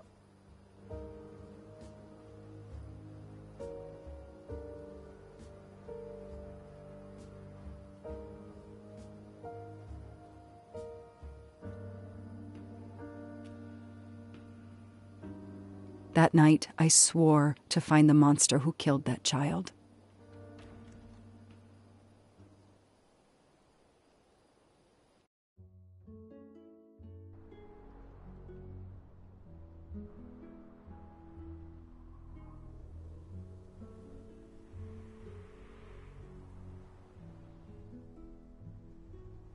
Ratchet on train saw me?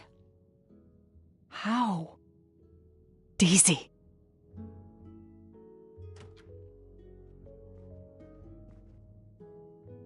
She was awake? And then she collapsed again. I take the responsibility. She was weaker than I realized. Oh. Lie still while I examine you. Pupils dilated? I'm all right.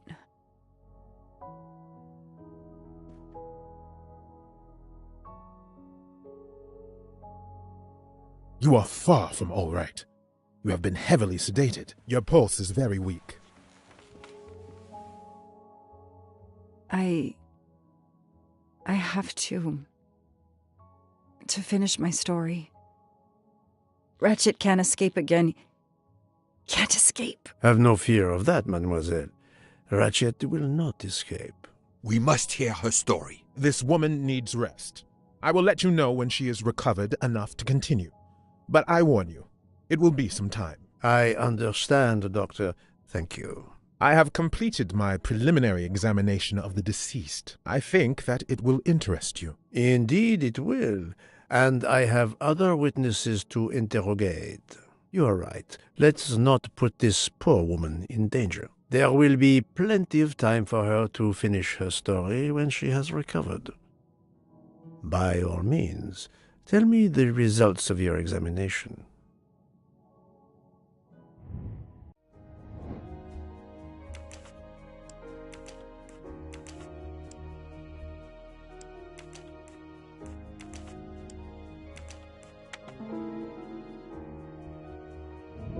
Et voilà.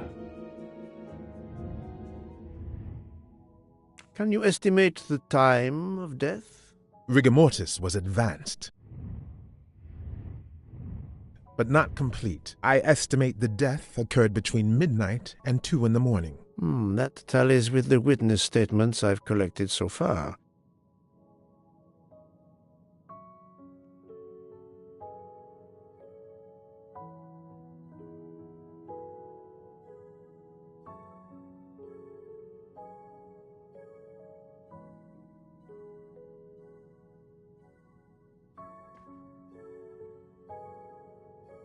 What is the cause of death? Multiple stab wounds to the upper torso. It's odd there are no signs of a struggle. That might indicate one of the first wounds was enough to kill him. It seems that Monsieur Ratchet had taken sleeping pills during the night. Ah, that would explain the lack of defensive wounds.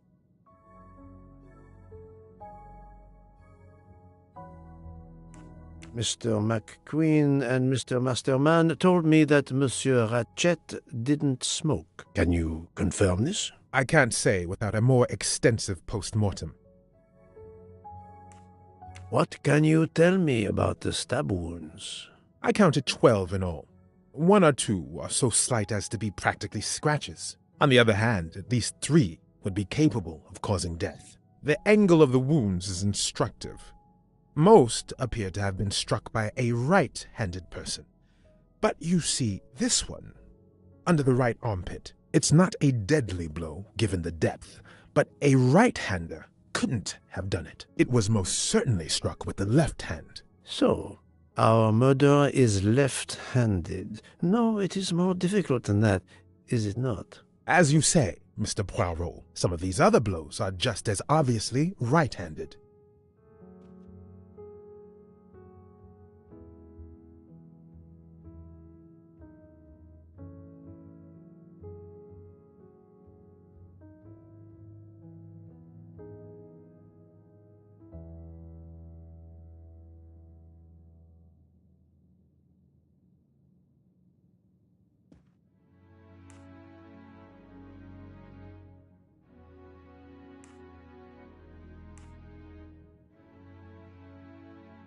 Could the assassin attack and then move the body for some reason before finishing? Monsieur Poirot, I can assure you that the body has not been moved. Well, then we are left with the hypothesis of a second murderer. Do you see another explanation? That is just what I am asking myself. Have we here a bizarre coincidence or what?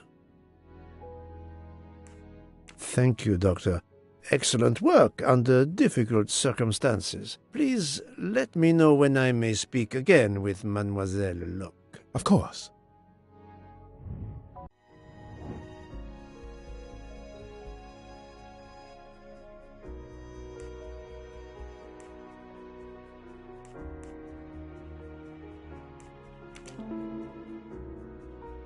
Yes, that's certainly a good place to start.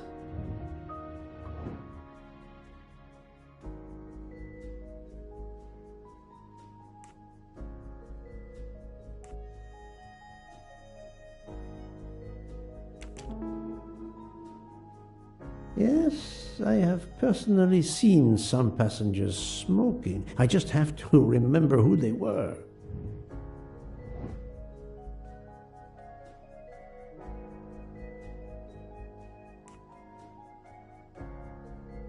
No, I have no official authority. No, this is a... Yes, I suppose it's likely they will give me the list of who smokes what. That was easy.